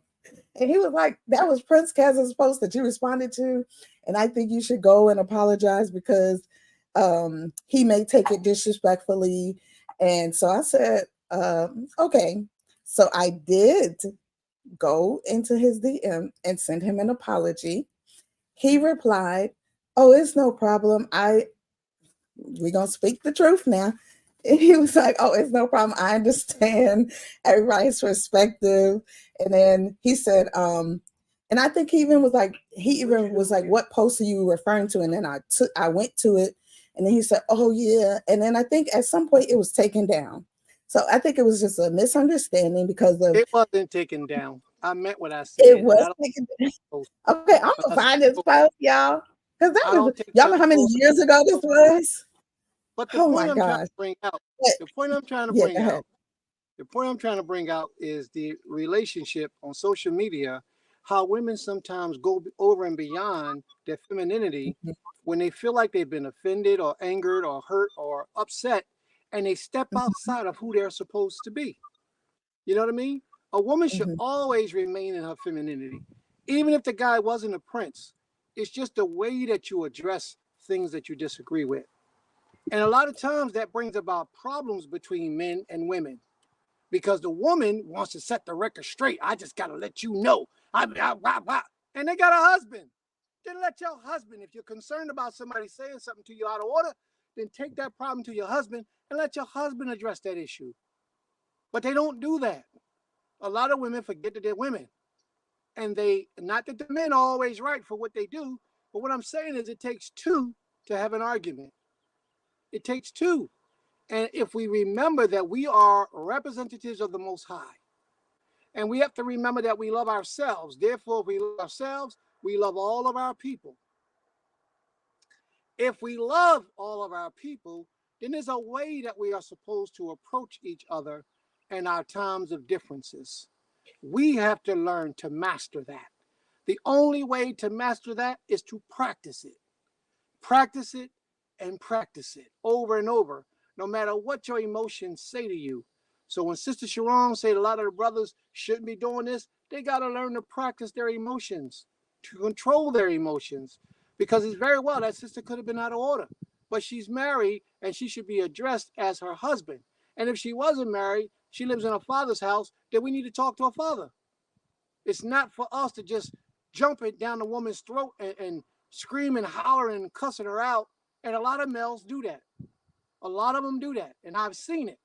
And I sit back and I wonder why this sister, who I had so much respect for in the past, is going toe to toe with this man like they could prove something on social media.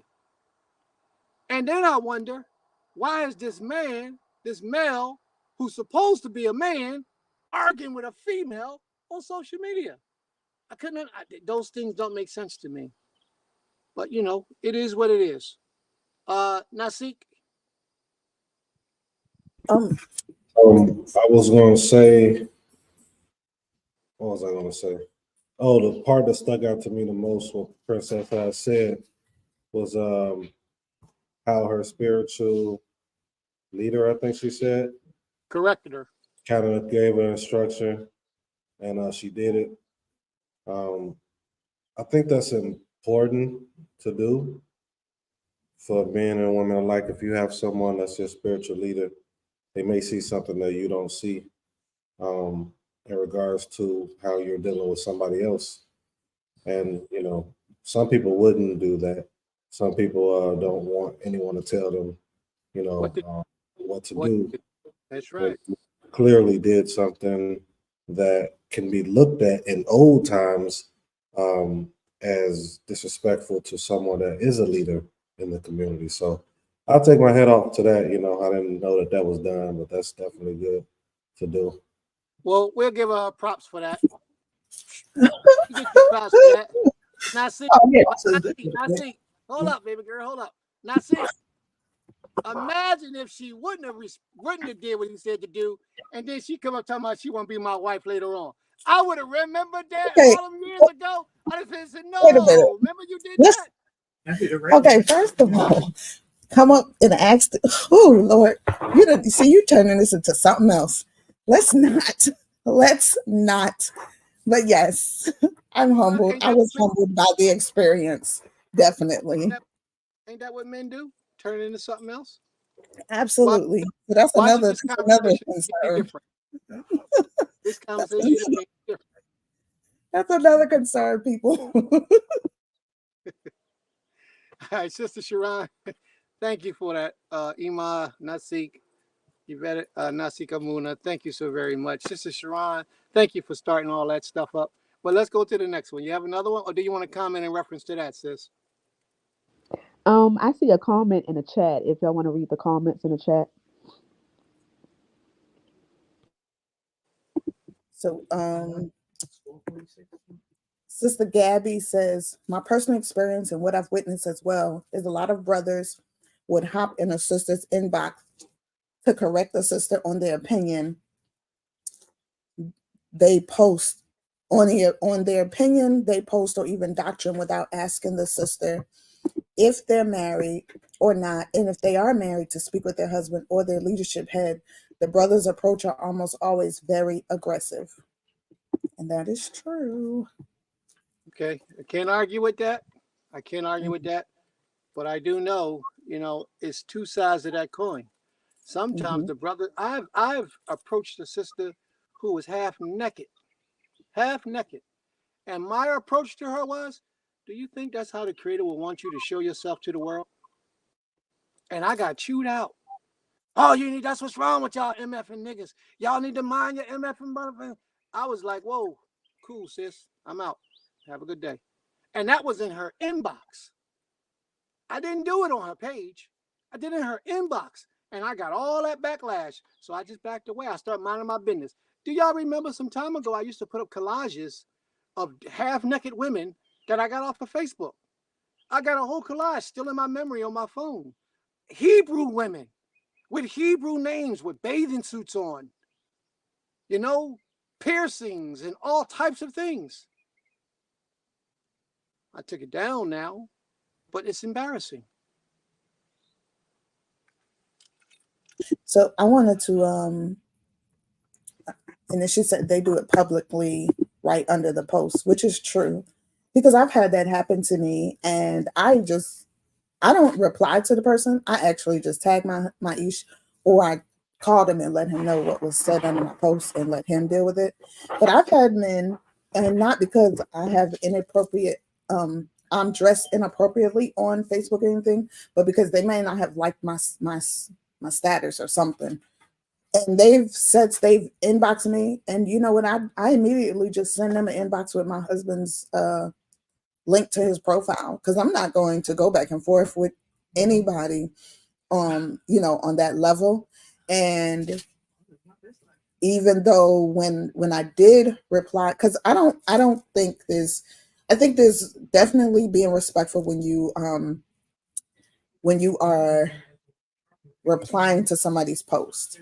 Now, I will say that when I did respond to my Isha's post at the time, I was not married. I was a single woman, covered though by a congregation, or what do you call it, a spiritual leader at the time. But I do feel like, yes, there's a way that we have to respond. There's a way that if we want to have mature dialogue, respectful dialogue, we have to respond. And like I said, me personally didn't think my response was disrespectful. And actually my spiritual leader thought that he just wanted to make sure that Prince Kez wasn't offended by me saying what I said, so that there wouldn't be any kind of discord between the two congregations. So that's why I actually inbox him, to make sure, because that's not what we want to do, or even to allow to be. But what I was saying too was, I've had people come in my inbox, and I've said something to my husband about it or sent them his link, and they don't even approach my husband. They will, because they truly, sometimes these quote unquote men, they don't want to approach the man. They want to approach the woman because they feel like that's how they can get what they need to off their chest. Because if they approach the man, they don't know how to approach a man about their wife because they don't know how to be respectful. They're so ready to come in with aggression and some type of correction, and they're not even in the right order to correct a woman. So that's another thing that will shut them down too, is, hey, oh, you want to say something to me? Here's my spiritual leader. Here's my father. Here's my husband. Here's my brother, my uncle. Because half the time they're not going to say something to that other man because they truly, honestly, don't want to do that. They just want to make a woman, they want to tear a woman down. They want to make her feel bad. They want to drag her all over social media so they can brag, because I've seen it done. They'll go and tag other men who do the same thing on the post. Talking about, look what I said to this woman, this heathen Hebrew Israelite woman.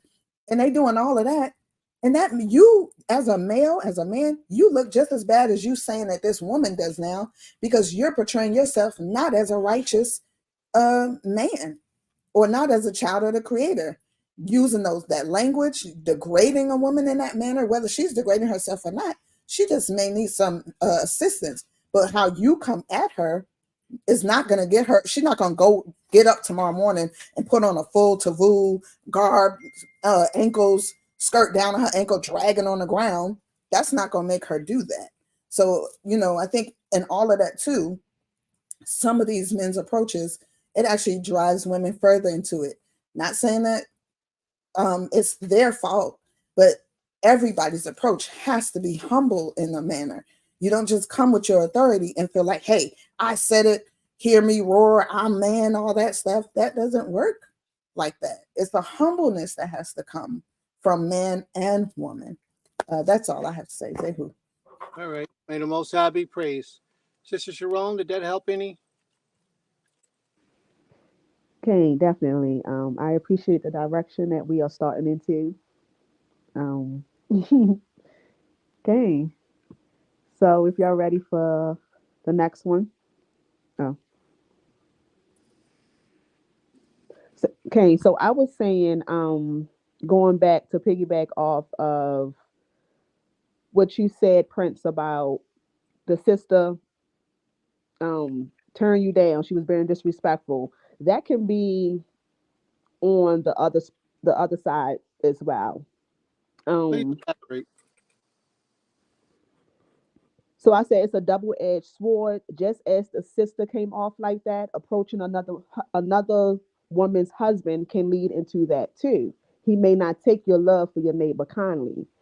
The first topic I'm saying was correcting another man's wife go directly to her husband. Sometimes when you do that, it can turn into destruction as well, because the man not make the husband may not receive what you're saying to them. He may not receive your love and your kindness and your concern for righteousness. So that's what I was saying. You're absolutely right. You're right. And that's because a lot of males are ignorant. They're ignorant to the fact of righteousness and modesty. A lot of males, they attracted to women dressing and acting any kind of way. Some males enjoy that type of attention from women. They like the aggressive women. They like the disrespectful women. They like the raunchy women. They like the women who walk in their masculinity majority of their day. That's what they like. And what that shows is a void inside their own soul for their own masculinity. A lot of them like to be dominated over. It's just the way it is. So, a lot of them don't want to hear from a man the correction that needs to be done to his wife. A lot of men say things like, well, who are you to tell me how my woman's supposed to be dressed or how my woman's supposed to be acting? Who are you to tell me? We don't go to your community. We're not a part of yours. And who made you the big prince? You ain't the big prince. A lot of people take those stands, a lot of males. But that's just a man that's moving on a weaker spiritual development growth. His desire to be righteous is not there. His desire to exist is there, but not to exist to the epitome of existence. So that's a difference, and that makes all the difference in that matter. Did you have another question, sis?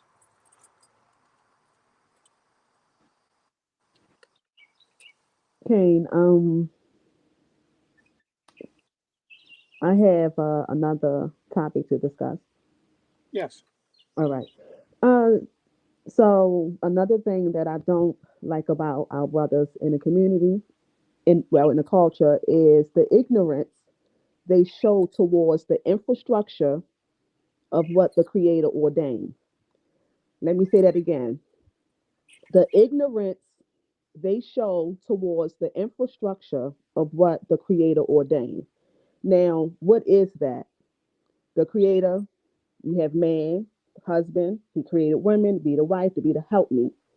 And I don't like the ignorance that our brothers show our sisters when we are trying to be the helpmeet, when we are trying to bring in a different perspective. Maybe you should do it this way. When we are trying to use our wisdom and how we see things, it gets shot down most of the time.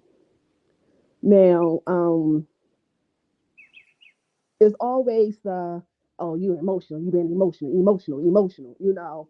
Sometimes when we are emotional, we tend to see things in a more spiritual eye, where our men can be a little too logical, where the women, we balance it out and we see things more in a spiritual eye when we bring our emotions to the table. So it may feel like we are emasculating our men, because when it's time to break that pride and that ego, when we bring that spiritual eye or that spiritual perspective, it's, it tends to be uncomfortable for the man. Okay. Did you want to respond to that, Nasik? I seen you moving. You want to respond to that? What? What? You say I see you moving. Wow. Okay.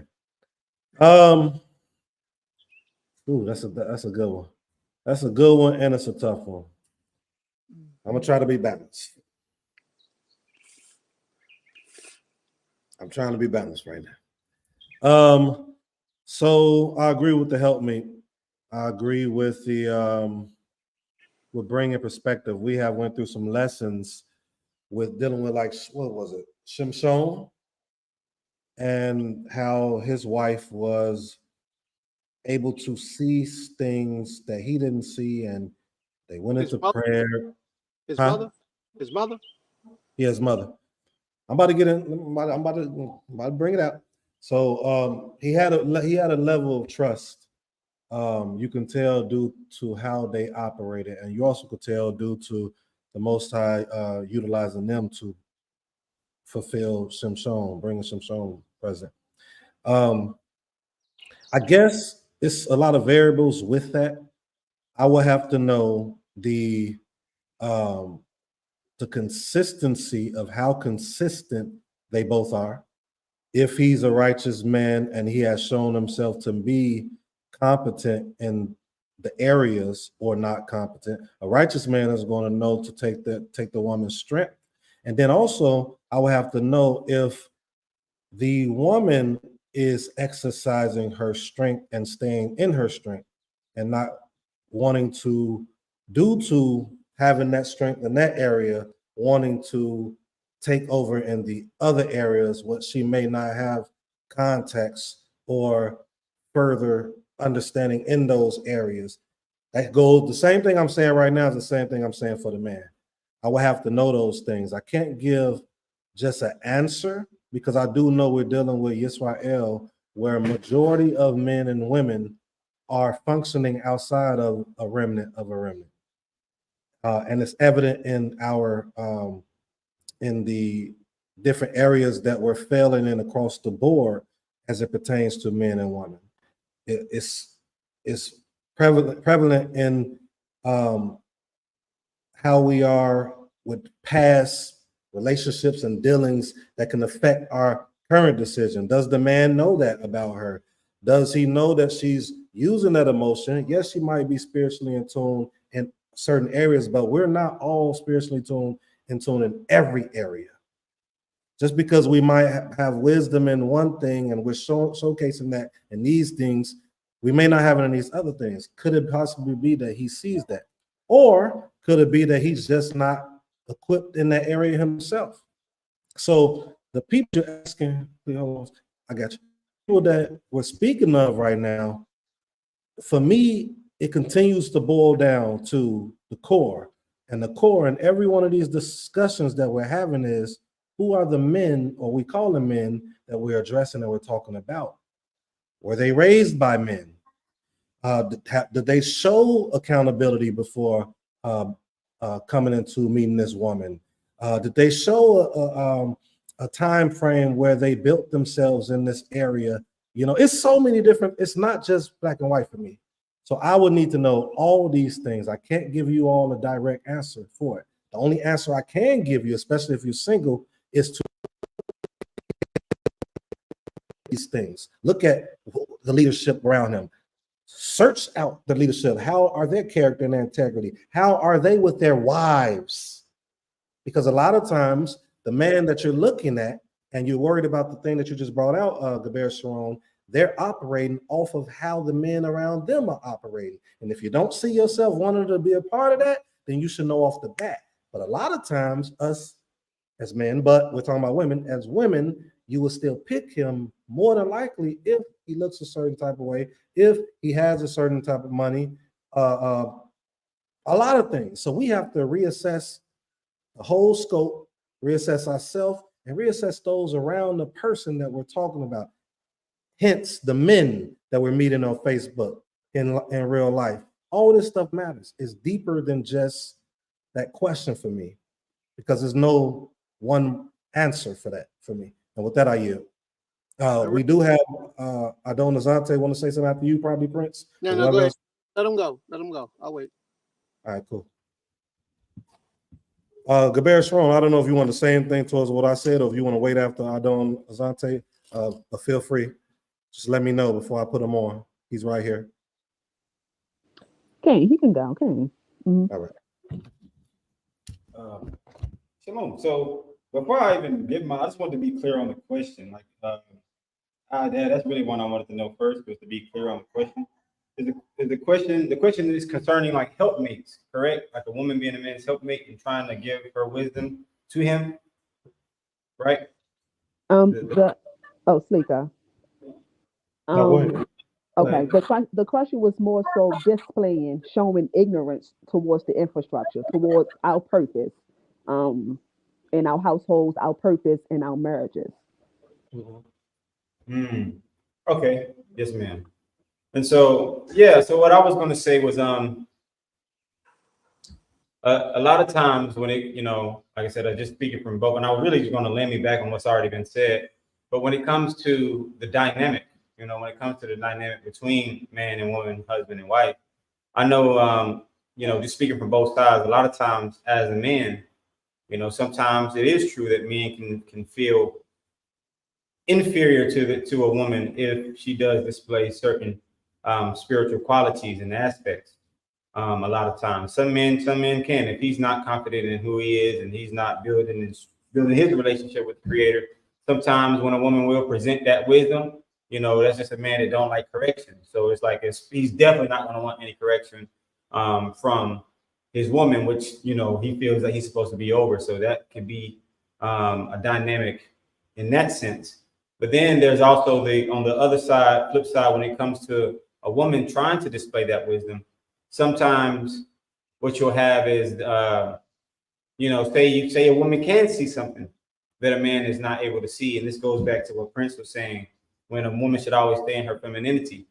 If a woman sees something, right, and the man doesn't see it, and she's trying to get him to see it, but he still can't quite see it, you know. Sometimes sometimes a woman in her frustration, she can be trying to get a point across, and it's not that your wisdom is not correct, but it's how you're presenting it, because you're frustrated that he's not getting it right then and there, or that he may not see what you see. And so, you know, one thing that I've seen a lot is that, you know, sometimes, like I said, the man may be focused on something, and the wife is trying to say, hey, you know, this right here is what's coming, but it's the way that it's presented. You know, is it being presented in a really sweet, feminine way, or is it being presented very masculine, very angry, very, to where he can receive it? You know what I'm saying? To where he is able to receive it. But then, like I said, on that other end, you have men that will feel inferior to a woman because she's trying to display a certain type of wisdom and not trusting that strength, not trusting, the woman that he chose in a sense, you know what I mean? And that could be some of that too. So I'm not here to say either what I'm saying is correct. It's just to chime in. Okay. And so, with that, I say Zehu, but yeah, it's just a matter of sometimes the man can feel inferior and don't want to be, real with his woman or allow her to be his helpmate. And then sometimes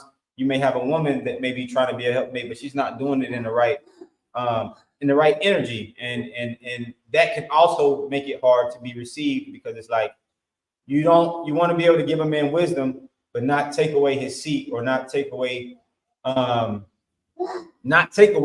his seat or his authority, or challenge that. And if he's not understanding it, then take it to the Creator and allow the Creator to speak with that man. But if you don't allow the Creator to deal with that man, and you try to deal with him yourself, it's not going to work. It's not even going to work, period. You can't even get to that point of the Creator dealing with him, because now it's then turned into something else. And so, that's my take. Okay. All right. May the Most High be praised. Total Rabbah. All right, Sister Short. Prince, real quick. Prince, I want to just say this one part. The part that he said too, which was phenomenal, everything he brought out. The part I really want you all to focus on too is the I can't think of the word I'm trying to say. When you have a lot going on and you carry it on somewhere else, trauma. The trauma in which a lot of us that come into this walk and we find out and understand what we're supposed to be as a man or woman, are we still carrying the trauma from the past and the traits that we had and the approaches that we had bringing this, both man and woman? But we got to think about that. We got to look at all that. Excellent points that you brought out. I'll pass the mic back to you, Prince, or Gaber Shore. No, Okay. I got 1 second, sis. 1 second. All right, here we go. You got your boxing gloves on, sis? All right, let's box. We gonna rumble. No, in all honesty, it's all about how she approaches and when she approaches. If she does it in humility, in the privacy of her and her husband, then she's an honorable woman. If she does it out in the public where others get to see his weakness, then she's a dishonorable woman. She needs to be divorced. Let her go. She's not worth holding on to, because what I've noticed in my own experiences, that this type of woman, not that she made a mistake, once or twice you can correct. After that, it's intentional. And there's no way. What I've noticed is that when a woman is like that, when a female is like that, she's seeking the attention of others. And a woman should never seek the attention of others. Ever. Even when she finds a husband, she shouldn't be seeking his attention. Women should remain in their modesty, their humility at all times. They shouldn't be putting themselves out. That's, them people that talk in that other book, the people who teach that a woman should be quiet in the church. You know what they really mean? Well, I'm not going to say what they really mean. I'm going to say what I understand them to be meaning, is that a woman should move in her humility. She should really think 3, 4, 5 times before she corrects her husband in the sight of other people. And unless it's extremely a matter of life and death, I would assume, I would say that she should never do it. Because what she does by doing so is first let the world know that she don't have a man. Because if she had a man, she would have the wisdom to know, well, we got to go home or get to the side and have that discussion before I say something like that to correct you or to bring some insight on something that you ain't got no understanding on. That's like saying you stupid. And that's disrespectful to her husband. Shouldn't be done.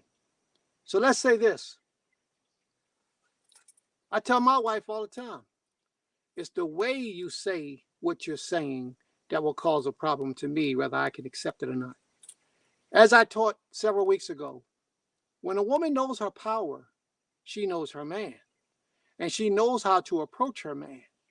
So therefore, if a woman is in her power and she speaks out of turn, degrading or disrespectful in the presence of her husband, then that automatically tells you that that husband is either not strong enough to contain that woman, or they don't need to be together. One of those two things. It's just that simple. Now, everybody else want to say all these things. It's about this. It's about that. It's about this. It's about that. It's about it never should happen. Ever. It should never, ever, ever, ever happen.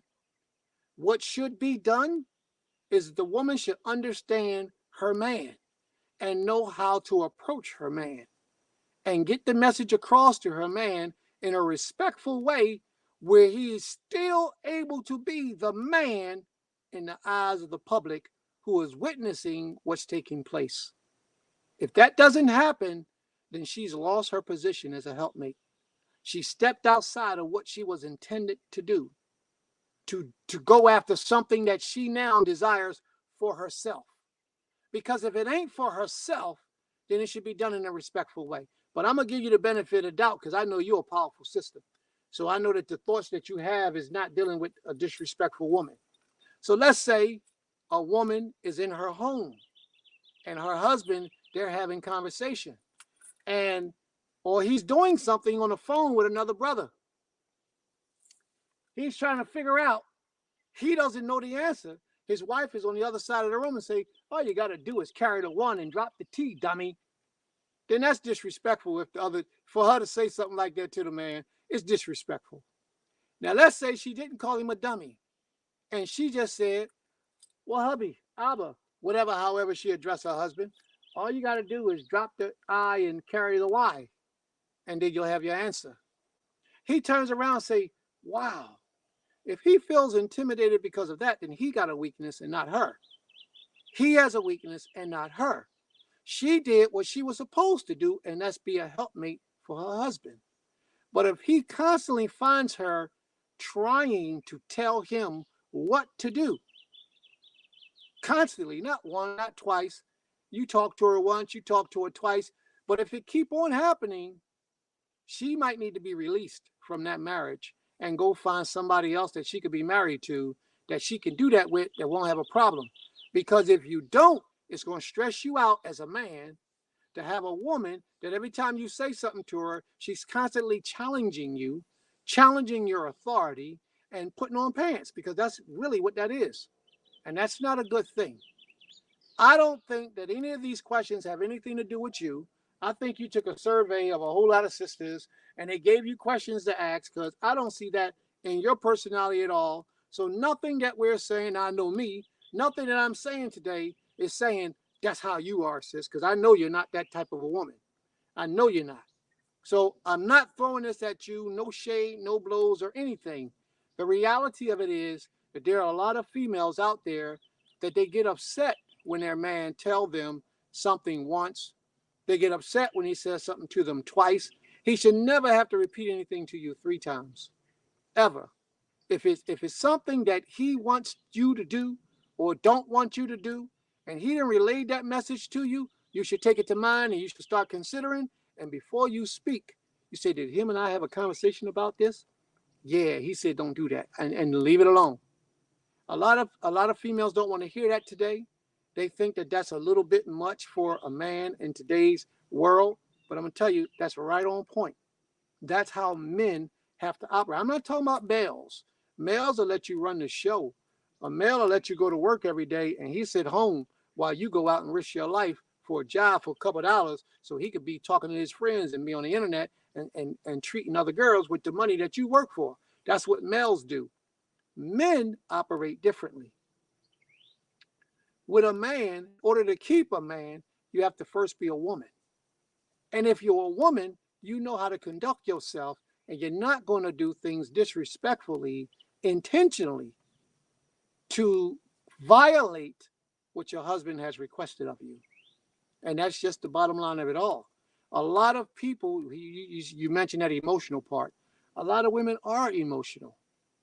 They are extremely emotional. Some more than others. Some are so sensitive that if you look at them and you say something about they heavy, they getting a little heavy. Oh, you calling me fat? You saying I'm fat? I never said you was fat. I said you're starting to gain weight. I never said you was fat. That's some psychological thing in their mind. See, they probably was thinking that themselves. But you said, hey, you getting a little heavy there, babe. What's up?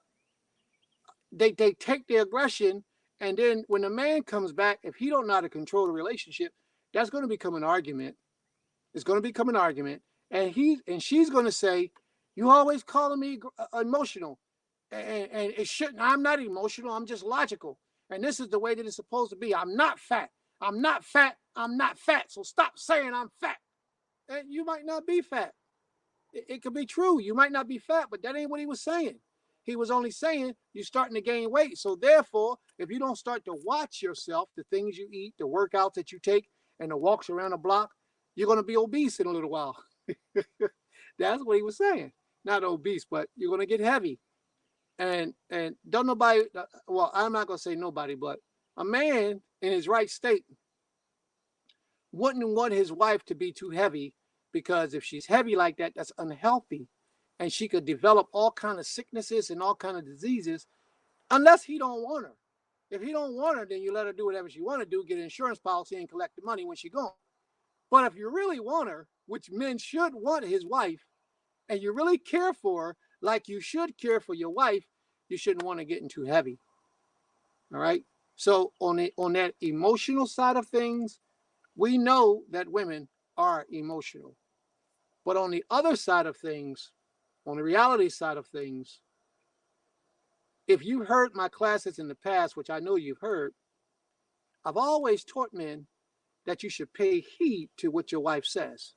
Listen to her, weigh it out, and then make a decision.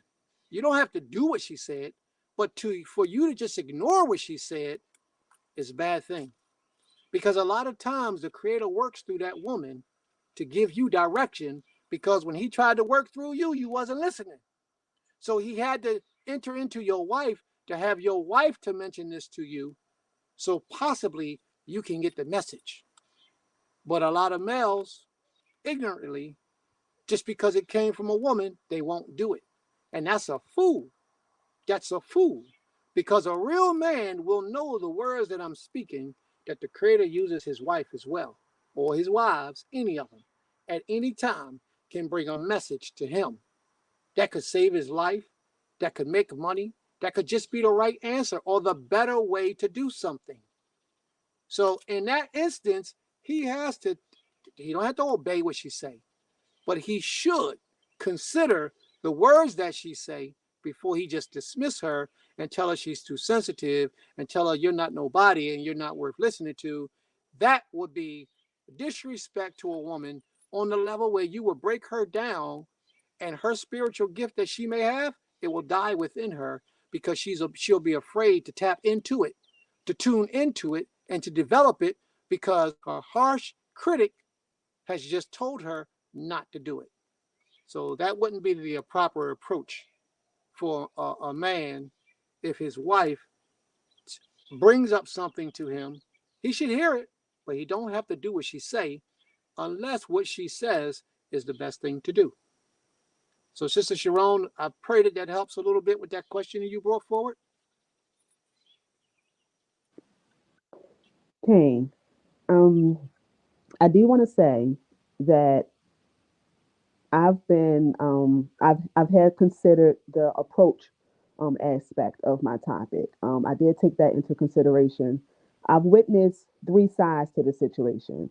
I've been on all three sides of the situation. The first side, the wife who comes to her husband in a feminine essence, in a feminine manner, respectful manner.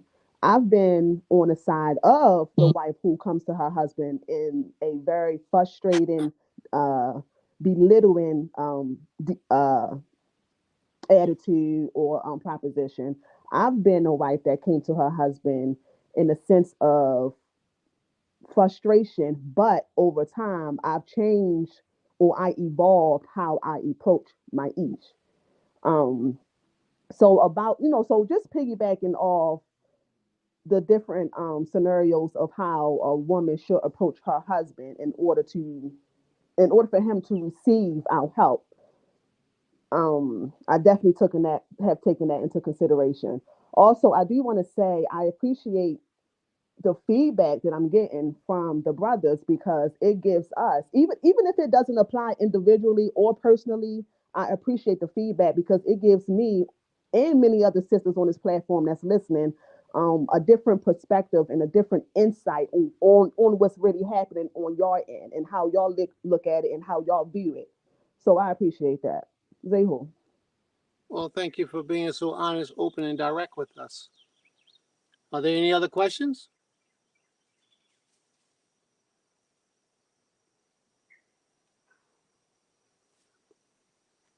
Are there anything in the comments? Is there anything in the comments you want to put up? Prince, hold on 1 second. What was that read behind your back? Oh, y'all seen that? Yeah, That's them rabbits. What was that? That's them rabbits. it was a coyote or something. I didn't see that one. Look bigger than a rabbit. I thought that was the rabbits. He must have It ran was by. bigger than a rabbit. It was bigger than a rabbit. Yeah, I heard it, but when I turned around, it was gone. And Watch it's only a your rabbit sitting over there right now. It's a rabbit sitting right there right now. That's what I thought it was, the rabbits. Well, them coyote and deer like to run. Well, they better stay. Them rabbits. See them rabbits? Can y'all see them rabbits? Yeah, we see it. We see it. If that was a coyote, he would have grabbed them rabbits, right? Not necessarily. Oh, not necessarily. What I just got finished telling y'all about correcting your husband in front of the public. What?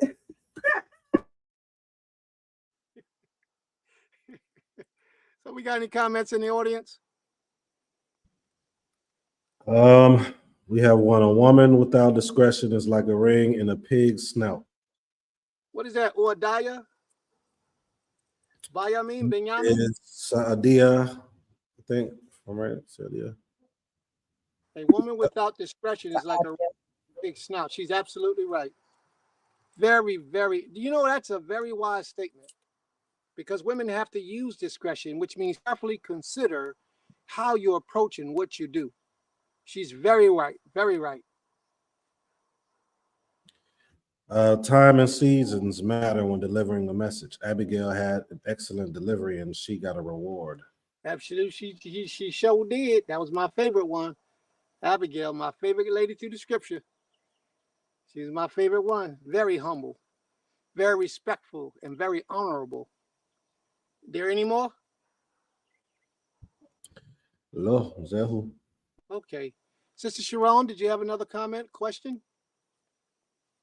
We going till 7 o'clock tonight, y'all. We cutting it down at 7 o'clock, so we got like a half hour left. 40 minutes.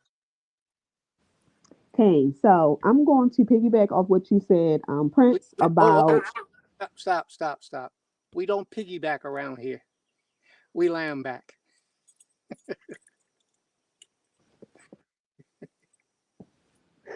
Oh, I gotta mute my phone. Okay. You always give me a breath of fresh air because you always remind me of my Abba. That's my man. That was my man. So I'm going to lamb back.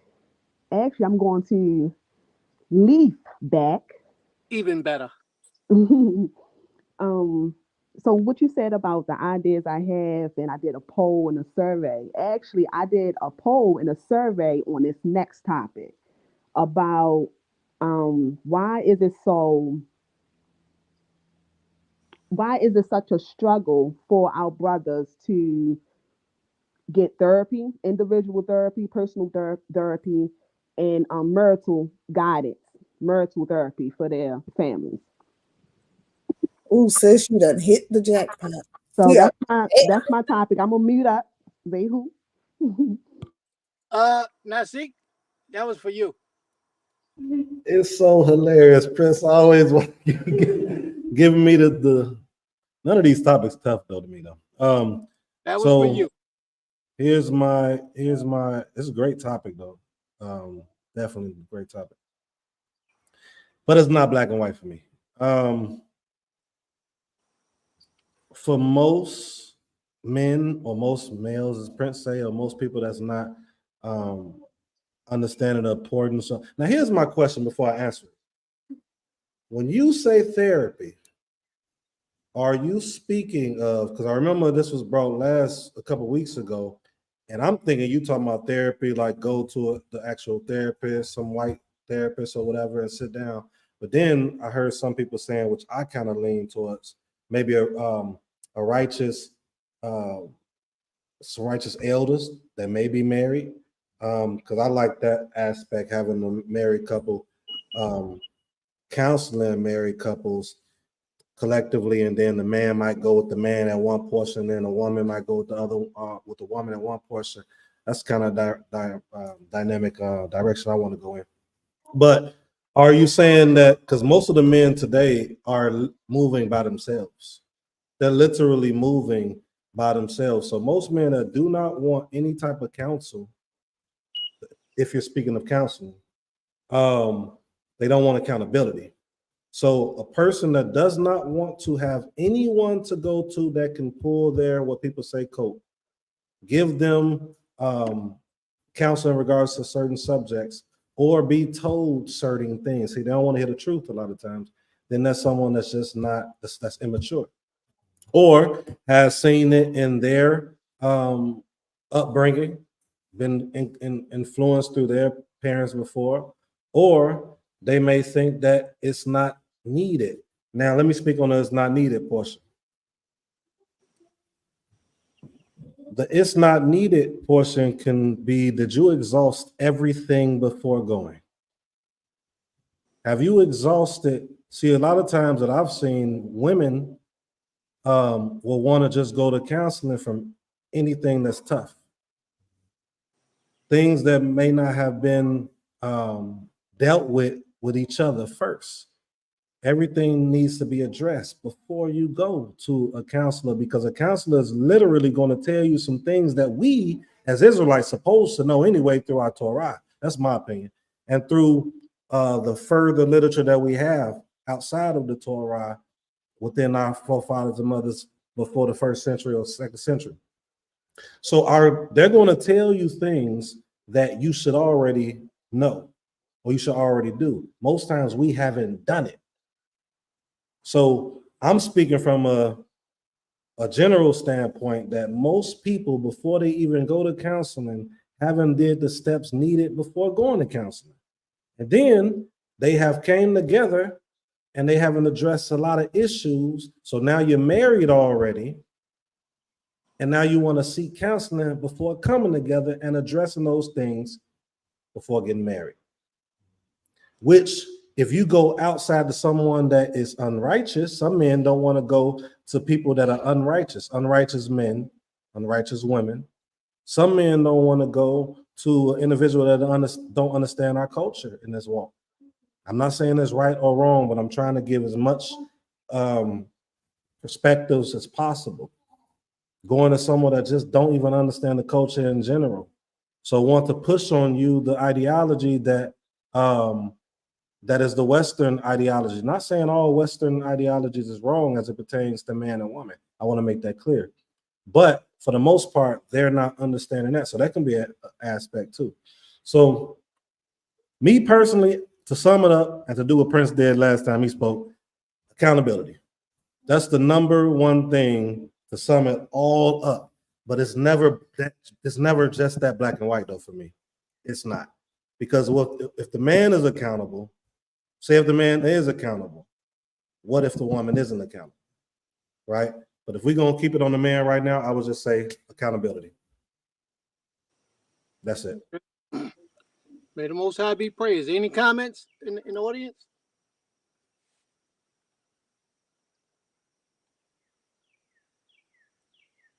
Okay, and she said, Kane, reaching out to an accountability elder, or if not, in our culture, someone whom at least understand Black trauma, both for personal reasons and marital reasons.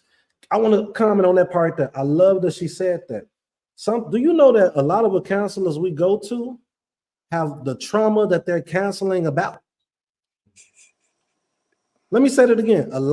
We want to send ourselves out to counselors that have the trauma in the areas they're counseling about. Now, granted, I'm not going to say that they don't know what they're talking about in that area, but they can judge matters not properly. You have to find somebody that's literally balanced. I just wanted to comment on that part right there. You said both for personal reasons and marital reasons. I just wanted to add that in there. Gabarrett, SJ, and Gabby says, Kane, Khan, and I say a lot of people do not want counsel because they're afraid of the truth being held accountable. True. And I want to say this too, women. I want to say this. You want your man to go to counseling and for y'all to go. Maybe your man is stopping you from being hurt by the counselor y'all go to that might reveal something that you don't know about yourself. That's something to think about. I'm not saying that's a fact, but that is another thing to think about. So, yeah, here goes some transparency with me. This is when I decided to really start studying on marriage, man and woman, the psychology, cultural anthropology, all that stuff. I went to counseling back in my younger days, and I purposely picked the woman counselor because I know that the woman in the past that I was with wanted that. And when she was saying the things that was going on, she ended up not liking the counselor because the counselor was bringing things out that she was not aware of, that I was aware of. So I'm just bringing that out. Man and woman, whether if you want to go counsel, you may not like what you get. So you got to be prepared for that. Kane, Gaber Strong says, we should already know, but knowing something and then applying what you know is very far in distance from one another. Hey, that's Israel in general. We just went over a lesson earlier about them agreeing to something, right? We get married. I'll do this. And as soon as we get married, you're not doing it. I love that. But that's us. We've been doing that since the Tanakh days. Let's keep going. Gaber Strong said, that's true. Even a counselor has a counselor. They should have a counselor. But I agree with you. They should. Because everyone that's counseling sometimes don't want to be counseled. It's a passage or a scripture in the in Sirach that says something along the lines of, I'll find it once Prince starts speaking to somebody else, and I'll post it in a minute. A therapist have their own therapist. Yep. But then how do we have healthy marriages? Because a part of protection is encouraging growth. I agree. The Bear Gabby said, that's true too. I agree. This goes to both man and woman being held accountable. I want to be fair. This question was asked about the men, but y'all know Beit Mazan means house of balance. Sometimes it's hard for me to just go one because it's never just black and white. But that's why I just gave you the answer that they're afraid of accountability most at the end of the day.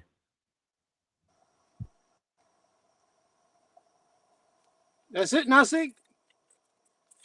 All right. May the Most High be praised. Adonazante want to say something if you want. Go ahead. Let him speak. He said, come on up there. Okay, and there was one more that a sister put up, but I'll wait. Another comment? Do the comment first. Okay. Yeah, she said, I'm trying to go to it.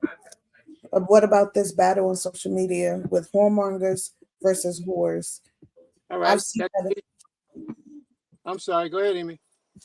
Oh, I was saying I've seen that on social media where they will truly, the whoremongers will come down so hard on whores and act like because they're males and being whoremongers that it does not equate to be the same when the Most High tells you. One, he tells you don't go, making whores out of the daughters of Zion. And he tells you not to be a whoremonger. And so there are battles where you see this and they're making it like it's worse to be a whore than a whoremonger when both should be taught not to be done at all. And it's equally, in my opinion, unrighteous, evil, and wicked. I mean, it's it does not, I don't feel like because you're a male that it makes a woman being a whore and you're a whoremonger that you're more righteous than her. But that's how they try to make it appear. All right. Now that's a question. That comment there is for another topic, not for this topic right now. Maybe later or on another day. But if sis got all that energy and she got those ideals, we can invite her next week. Maybe she can come up and do her portion if she wants. Maybe her and Sister Sharon a tag team together and be together next week if that's what y'all want to do. You know, it's whatever y'all choose. But that topic is a great topic, but it's not right now. We can't have that right now. So let's get back to the topic that's at hand, if I may. All right. Who's coming up to speak? Yeah, thanks. So my comment when it comes to like counseling, my comment would be to it depends on your walk. Now, if we're speaking Hebraic culture, I think it is very, very, very important to try your best to find good, righteous counsel in this walk. And I only say that because if you're in this walk and then you try to go to, worldly counseling, there's no true telling because the world is already so many different ways. There's already so many different biases in the world. The counselor that you get may not understand this walk. The counselor that you and when I say understand this walk, doesn't understand the severity of our law, understand the severity of the balance, the dynamic between man and woman. We have so many things that are in this world today where you have a feminist movement, you have a extra masculine movement going on as well. So it's just like finding that balance. I believe that another thing is too, when you go to counseling, Western counseling, everything that y'all say, everything that y'all do, it's not just between y'all and the counselor.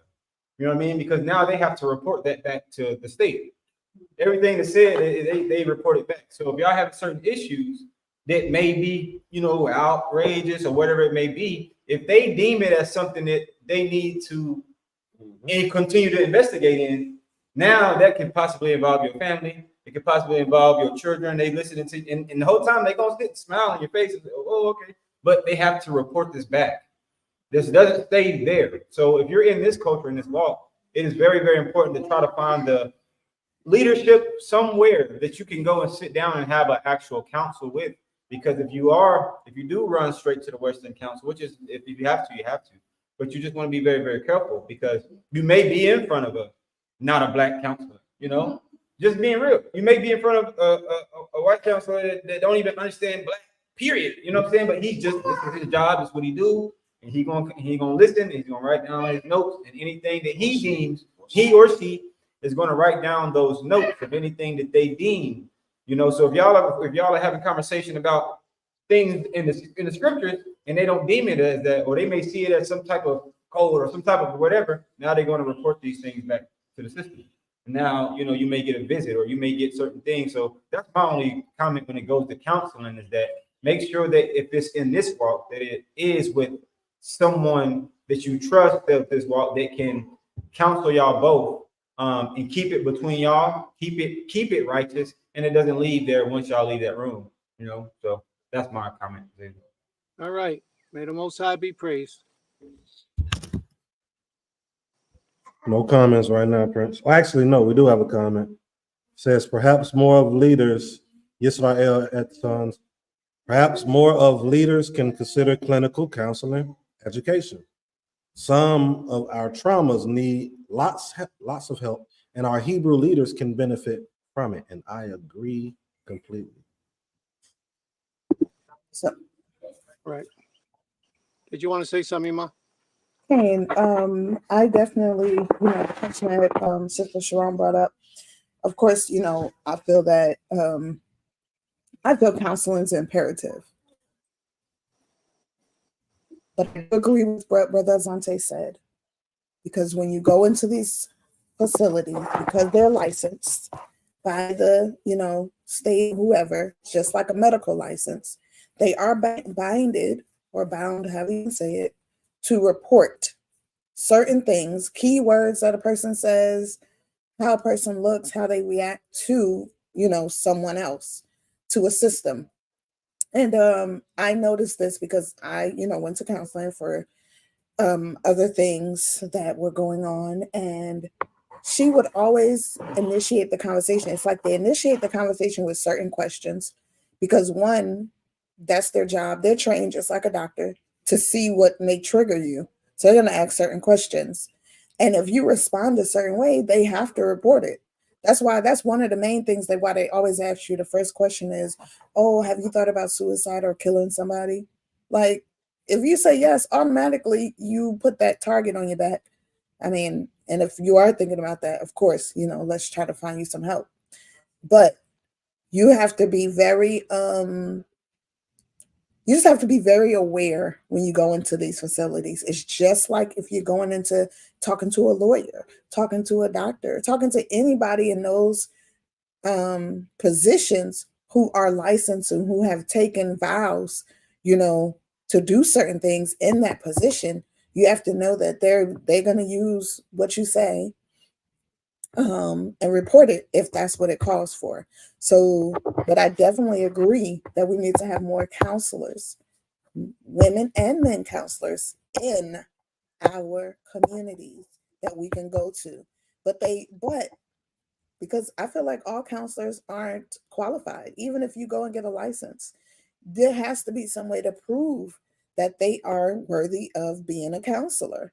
Because it's something my daughter was saying. She was like, people go to school to become a doctor all the time, but they cheat on their tests, they cheat on this, so they don't even know, they're just there for money or for whatever clout.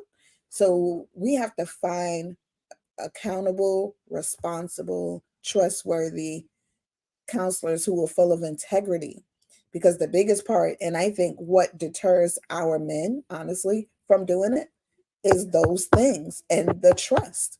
And I could tell you, I was in counseling with this, and she was she was Caucasian, and I could tell she was trying to dig for more information about me, but I knew what I wanted the counseling for, and I stuck to it. Like, I didn't let her dig into my, oh, so you're a Hebrew Israelite, tell me more about that. I said, well, I'm not here for that. I don't need counseling on my life and my beliefs. So you have to know, and you have to be very aware of what they're there for and what you're there for, and stick to your purpose of going there. And then just really, I would say, vet the counselor, like truly, look at, especially if it's a person that's professional and they have an online website, look at the comments, ask other people, because you have to know who you're going in to sit and talk to, because this is your business. That in some way, if they deem medically necessary, they can report it. All right. That's it. Very well. Thank you very much. And thank everyone for their comments. To answer your question, Sister Sharon, men feel this kind of way because men don't want to be told what to do. Just the bottom line. We don't want nobody telling us what to do. Men, a male is a man at his weakest point, and they will go to counseling. You just have to convince them. Now, what do I mean by counseling? I'm talking about the outside influences. I'm not talking about a Hebrew counselor or a Hebrew someone to sit over. If we having marital issues, someone to sit over us and make a decision as to how we move, that's different. That's in righteousness. That's a totally different equation. Even men do that, right? But a man will find it very difficult to go outside into the world and let somebody of the world tell them how their house is supposed to be ran and how he's supposed to treat his woman in his house, because the majority of them has no understanding on the Hebrew culture, the Hebrew way of life. If you look at it for real, if you examine the society and the social system that we live in today, it's corrupted. And when I say corrupted, I mean there is no righteousness in it. Women have the right to do and say what they want. And you, as the male counterpart, you better not open your mouth. In this world, who run the world? And that's the truth. Females run this world in that aspect, which means that they're always trying to please the feminine gender above the male.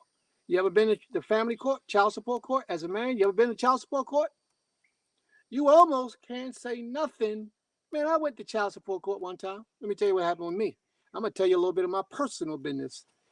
Because my life is open book. I'm a Hebrew. I'm a leader of people. My whole life is supposed to be open book. So I'm going to share this little portion with you. And let me this is just how the world is ran. I went to family court one time for visitation rights for a child that I had, a girl, a little girl. She was around the age of 6 years old at the time. I went for visitation rights because I divorced her mother when the child was 2. I divorced her mom, she had to go. The mom cut me off, so I couldn't see the child or nothing. I go to the house, she called the cops. So I just stopped going. I stopped calling. I stopped doing everything. So I decided one day, I'm going to take her to court and I'm going to get the rights to see my child. That's my child. I got the blood test. You know I got the blood test. Y'all know I got that blood test. So she's mine. She came back mine. Yes, he did. Yes, he did. So I go to court and I had a female judge and I go stand before the judge. You know what the judge gave me? This was the award that the judge gave me. Visitation rights. I knew I was going to get me some visitation rights because I wasn't going to let her close me down from having visitation rights with my child. That is unright. That is not right. But it was on FaceTime. Visitation rights on FaceTime. What is that? This world is designed toward women's favor. It's nothing. You might as well not have given me anything. So I'm on FaceTime. I'm talking to my daughter. I did it for about 6 months to a year, maybe. I'm on FaceTime talking to my daughter. Her mom walking around in the back of the camera with Daisy Duke shorts on and getting all up in the screen and talking about what I can and cannot talk to my daughter about. So I stopped calling. Well, now I'm going to have to take her back to court. But this time when I go back, I'm going to take a lawyer and hopefully things will be different. But the whole point I'm trying to make is that these counselors out here today, when you go to the general public, being a Hebrew man or Hebrew woman, they don't understand our culture. Because if that judge understood our culture, she would have gave me partial custody like I applied for, partial custody of my daughter. But she didn't because she doesn't understand the Hebrew culture. These counselors that you're so busy trying to get your husband to go see outside of the Hebrew leadership are not people that our people should be going to see because they don't know what they're talking about when it comes to this way of life. So your man, your husband, and you should not be sitting down talking to these people because it will not benefit you, I promise. It will not benefit the man, absolutely, almost never, ever, unless the mother has a mental problem that's really prevalent in her life. Some of them they can hide real well and they'll get past. But the counselors are not skilled, not trained, and not qualified in Torah to be able to decipher properly what this man's weakness or shortcoming is and his issue and how to address it. You need, you need somebody that understands the culture, understands Torah, and understands integrity and honor and accountability. You need that type of person in order for that man to say, okay, I'll go to the counseling, I'll see. And then even then, you have to have somebody that the man respects, like somebody he looks up to. Because if it's not somebody he respects or looks up to, he ain't going to want to go. Because he's going to feel like, well, this person can't do nothing for me. Like I had this one brother, this one guy calls me up. He hit his wife. He hit his wife, smacked her. And judgment came from another counselor, another elder in another community on him. So he calls me up cussing about this elder because he don't respect the elder. He didn't want to hear what that elder got to say. First thing he pointed out was, and he was in jail anyway. He was a crooked attorney. And he went to jail anyway, so he can't tell me nothing. You see what I mean? They look for any weakness or anything that they can find to make them look like, yeah, you're right. You shouldn't have went to that brother, as if he don't know what he's talking about. But he was a Hebrew elder in our community. And if he was guilty, if he made a mistake in life so many years ago, that doesn't matter today because he is who he is today. And if he gave a judgment on you in righteousness, that don't even really know you, like to have any animosity against you, he sat you down and he gave you the opportunity, then you just accept it. It's not a big thing. It's not a big deal. He didn't have any remorse against you. He didn't have any jealousy or hatred, any envy or any secret agenda against you. None of that existed. He was just dealing with it in righteousness. The woman was granted a bill of divorce, and the brother didn't like it because that's my wife. How you going to tell my wife what can happen? Brother, that's probably the reason why she was given a bill, because these guys actually think they can beat these women, stomp on these women, and kick these women on the ground, and she still belong to you. Even the Most High in the law says if you knock the eye out of a servant, you got to let them go for free. So that means you don't abuse them. You don't misuse and beat them in that manner. My advice to a brother, if you ever got to put your hands on a woman, put your hands on her by writing her a bill of divorce and send her out of your house. But don't put your hands on her physically, because you could kill her. A lot of males don't understand how strong they are. A smack can knock her teeth out of her mouth. 5 teeth can come out of her mouth just with a little smack out of your hand. So it's never good to put your hands on a woman.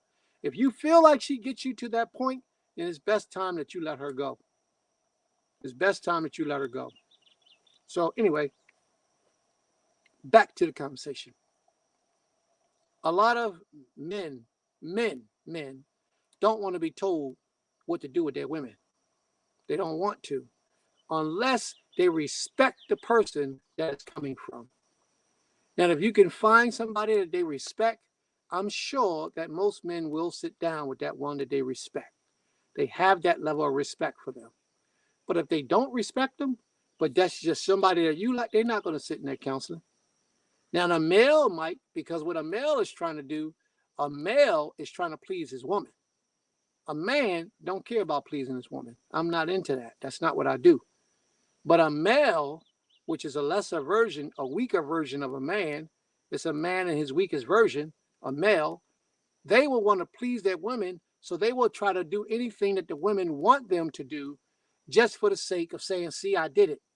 Now, can we get back together again? Can we work this out again? Men will hold true to their principle. I'm not doing that. Unless it's somebody that they respect, somebody that they care for, or somebody who have shown and proven to them that they're going to give great counseling. And not in favor of the man, just righteous counseling. And if somebody like that, they will humble themselves too. So I applaud you all, sisters. If it is that you feel your man needs some counseling, or you want to have your husband to do some counseling, find an Israelite man that he respects and that he honors, that he reveres. Ask him who he chooses.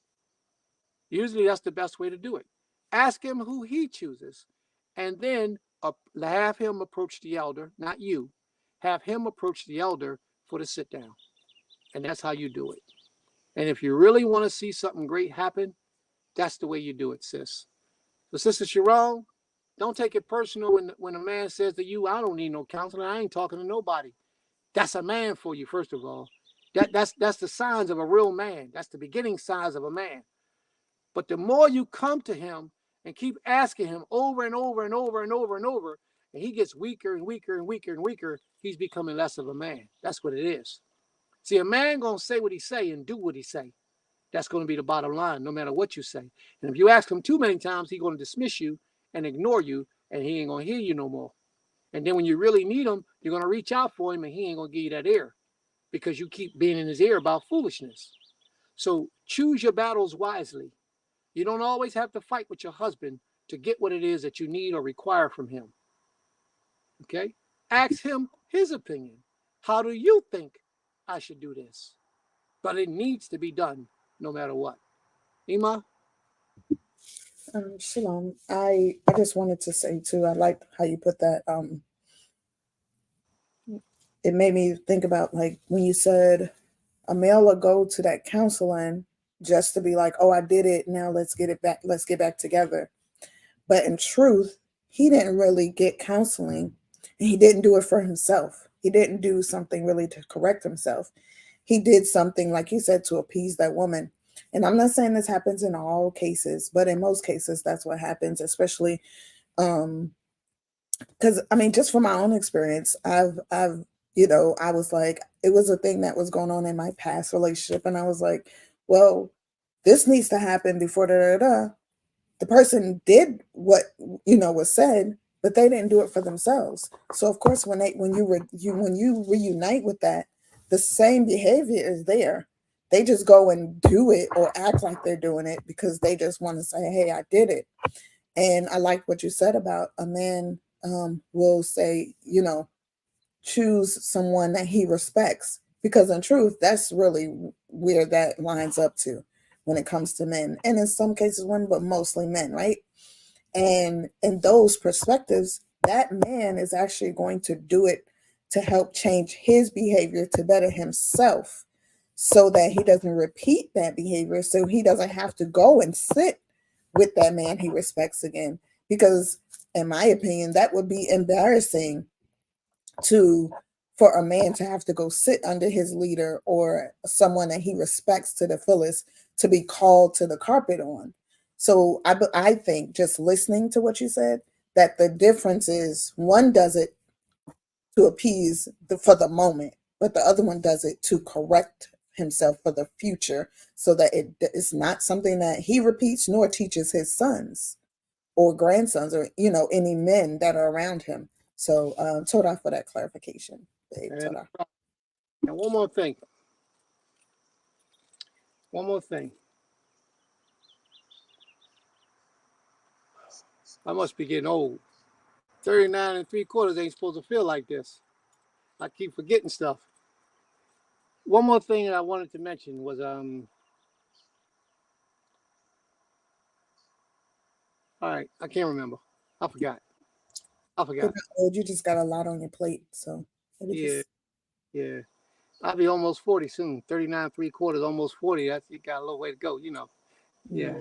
Man, we about to be the same age. I got about a month before I turn 40, Prince. Yeah, man. Yes. But see, the thing is, when you turn 40 next year, when you turn 41, I'm gonna still be 39 3/4. So that's what the problem is. But I guess it ain't no problem. You're a little bit older than me. You might. Oh, I'm gonna start calling you Zakane. All right. But it's a lot to this. It's a lot to this. Oh, I remember what I told you I ain't that old after all. I remember what I wanted to say. And here it is. Sisters, a lot of times you have an agenda when you want a man to go sit in counseling. But you have to abide by the outcome of that ruling just like he does. You follow me? You don't always think that it's going to flip the script and turn and be on you. And sometimes it do, because you be igniting that fire underneath of him to cause him to do some of the things that he do. Now, I'm not talking about a man that's putting his hands on you. That's a totally different story. To avoid that fire, brother, give her a bill. Let her go, because she doesn't want to be your wife. Because any woman that wants to be your wife is not going to do things that constantly keep you in a state of aggression and rage and anger. That's not going to happen. All right? So we have to remember that as well. It's so hot out here, the fire alarm going off. So give me a moment just to cut this down. But it is close to that 7 o'clock hour. But just give me a moment, please. Don't shut us down completely. Toda. Oh, it stopped. All right, very well. It stopped. Please forgive me. Now, Seek, you wanted to say something? No, I'll tell you in person. All right. So you have to remember that, though. A lot of times when that judgment comes down from that leadership, and whatever decisions he see that needs to be corrected within the household, we both have to be accountable to that. You know? So don't always be so quick to say you need counseling, because while you saying he need counseling, it might be you that need counseling.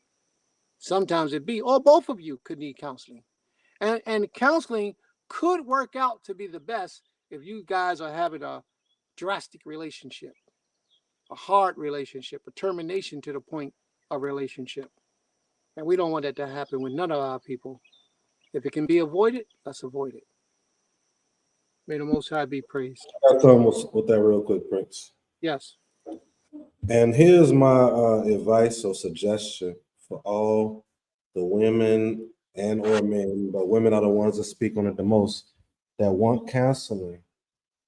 you have to go into counseling, even if you think it's what both of you all need or what he needs. You have to go into counseling willing to, as me and Prince both said, it could go either way, willing to make the changes needed. So whether it's really him that need the changes, you're still going to be required to make some type of changes, because counseling requires exercises that's going to be needed to be done by both of you all, even if the woman is the problem or even if the man is the problem. The counselor is going to require both of you to do some exercises. And if you haven't shown yourself before counseling to be able to exercise, we was talking about weight earlier, but be able to exercise, you're going to have a problem even if you're not the problem. You don't believe me? Try it. All right. Sister Sharon, did you have a lot more questions to ask? Kane, I have a few more, but it can wait. It can wait because we at our 7 o'clock mark. But I do want to say I appreciate the brothers for your feedback. I came on the platform, I came on a panel with the intent to get my topics answered, to welcome a new perspective, not a new, but a different perspective, a different shift in what I don't, in what I'm used to seeing and witnessing. So it's good to have that balance and things like that. So I just want to appreciate everyone's feedback on the topic. All right. So, sis, would you be willing to come back next week so we can continue? Kane, I'm willing to come back next week. All right. May the Most High be praised. To the Rabbah. And by the way, you've been an excellent member on the panel today. You can do this more often if you part of the family. So you can come up just like we come up. It's no big deal. And we thank you for taking the time to be concerned with the needs of your sisters. Thank you for that. May the Most High be praised.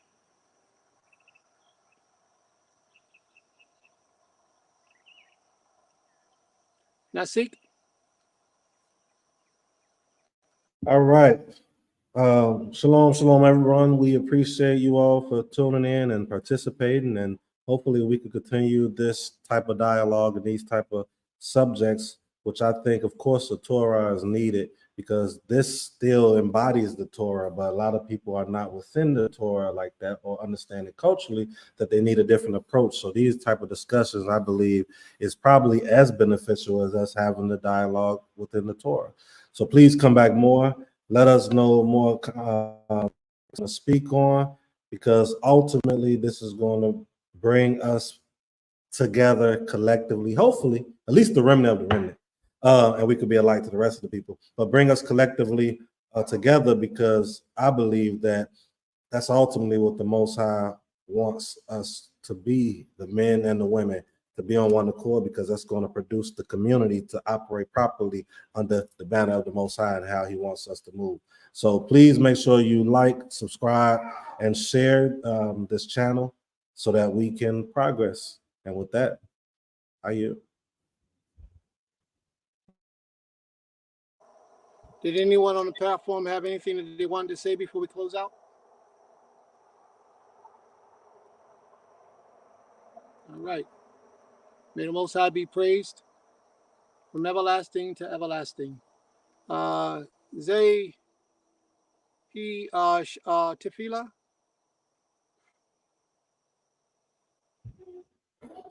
Anyone?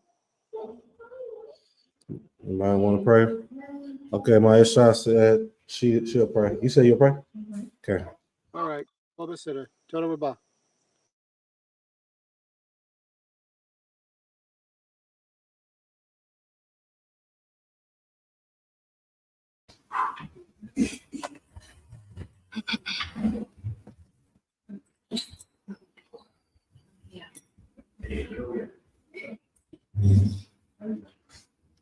Borenu, Malkinu, Abinu, we humbly come before you asking to approach your throne. Salaklanu of any uncleanliness, whether it be spiritual, physical, or mental.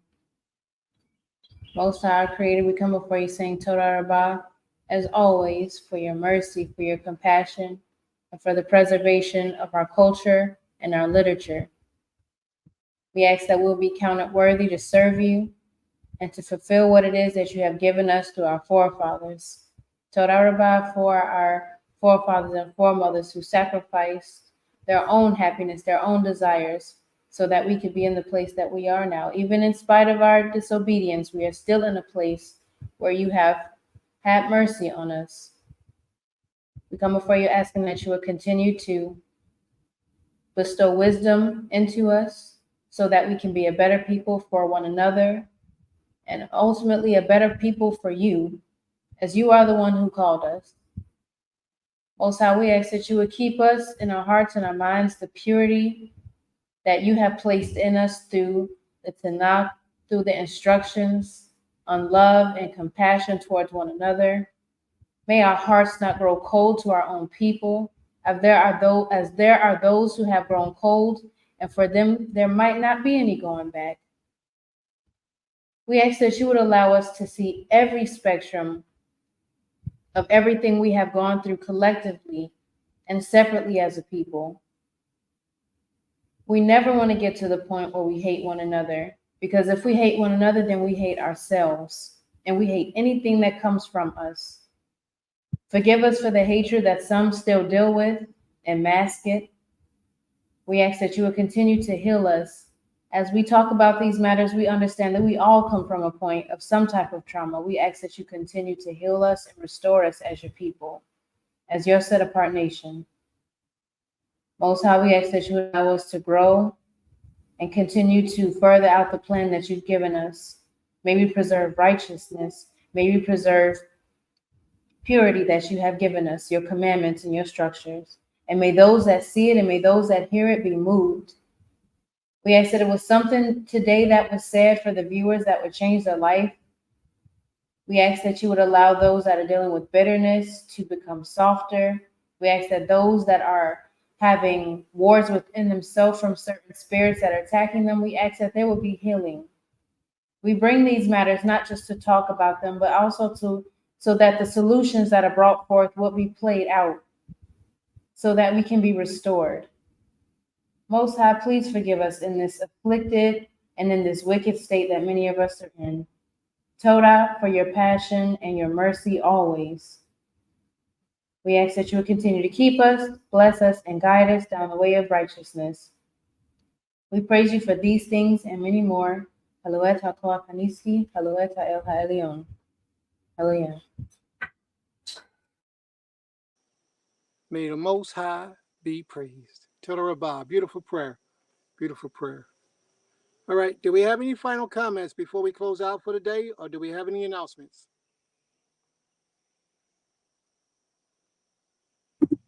Hello. No. Okay. All right.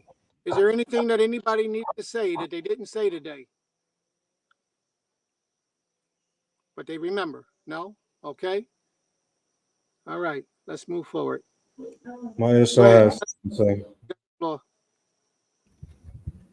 Shalom Lakulam. I know we're about to end, but I would just encourage us as a people to, as I said in my prayer, look at everything that we've gone through as a so-called people, coming back to our foundation. I know there are a lot of people that deal with self-hate. There are a lot of our men who hate their women and hate each other. There are a lot of our women who hate their men and hate one another. But for those people that have that hatred and is so deep, one thing that they have to realize is they can hate themselves all they want, but they're always going to reproduce themselves. So if you hate your people and you have Black children, half or whatever, you're going to hate part of that what's in them, and then they're going to hate what's in part of them, and you're going to breed hatred, and that is not what the Most High wants, to my understanding. So that I pray that we would just get a bigger understanding. We are living in a lion's den as a people. So a lot of us that wish we were born soft, a lot of people were born in the projects. A lot of people were born in an environment that was not conducive to peace. So for those of us who have compassion and a peace of mind and a delicate heart, That's a remnant of a remnant, because a lot of us did not have that opportunity to grow up spoon fed with the gold spoon or in the suburbs. A lot of us came from the slums and the ghettos, and we just have to look at that. Zehu. Shalom. May I speak for a second? Visitor. I definitely agree with what Nasika Mona said. And I appreciate her words and that reminder, because so many are walking with that, or walking with hate, and breeding hate. And sometimes you just need somebody to say it for you to see that that's what's in you. So Torah Nasika for bringing that out. I also wanted to just remind everybody that, Akari Shabbat, we do have a tab here where you could donate to our community, our school. And I wanted to just publicly thank all of our educators for the wonderful and the blessed year that we've had at Goshen Hebrew Academy at Temple Kifarim. We held our awards program on yesterday on Shishi, and it was absolutely amazing. We gave out over 30 awards, almost 40 awards to all of our students, and we have about 20 students. So it was beautiful to see all the students receiving their awards, to see the parents smiling in pride for what their children have learned throughout this year. And I'm just grateful for the experience of what, we all were able to experience together with our school, and the growth that has come through, this process of educating our children and ourselves at the same time. So, thank you all for all the support that you all have shown us.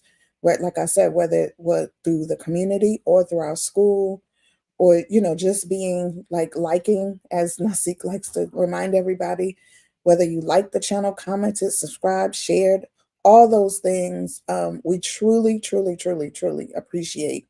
And we understand how impactful it is. And so that's why our mission here is to, stay positive, righteous, and do the work and be servants of the Creator to the best of our ability. So, Toda Rabah to you all. Zehu. Shabbat May Shalom. the Most High be praised. And thank you, everyone who came out and spent this time with us. This is our third lesson on the same topic. Next week will be lesson number 4.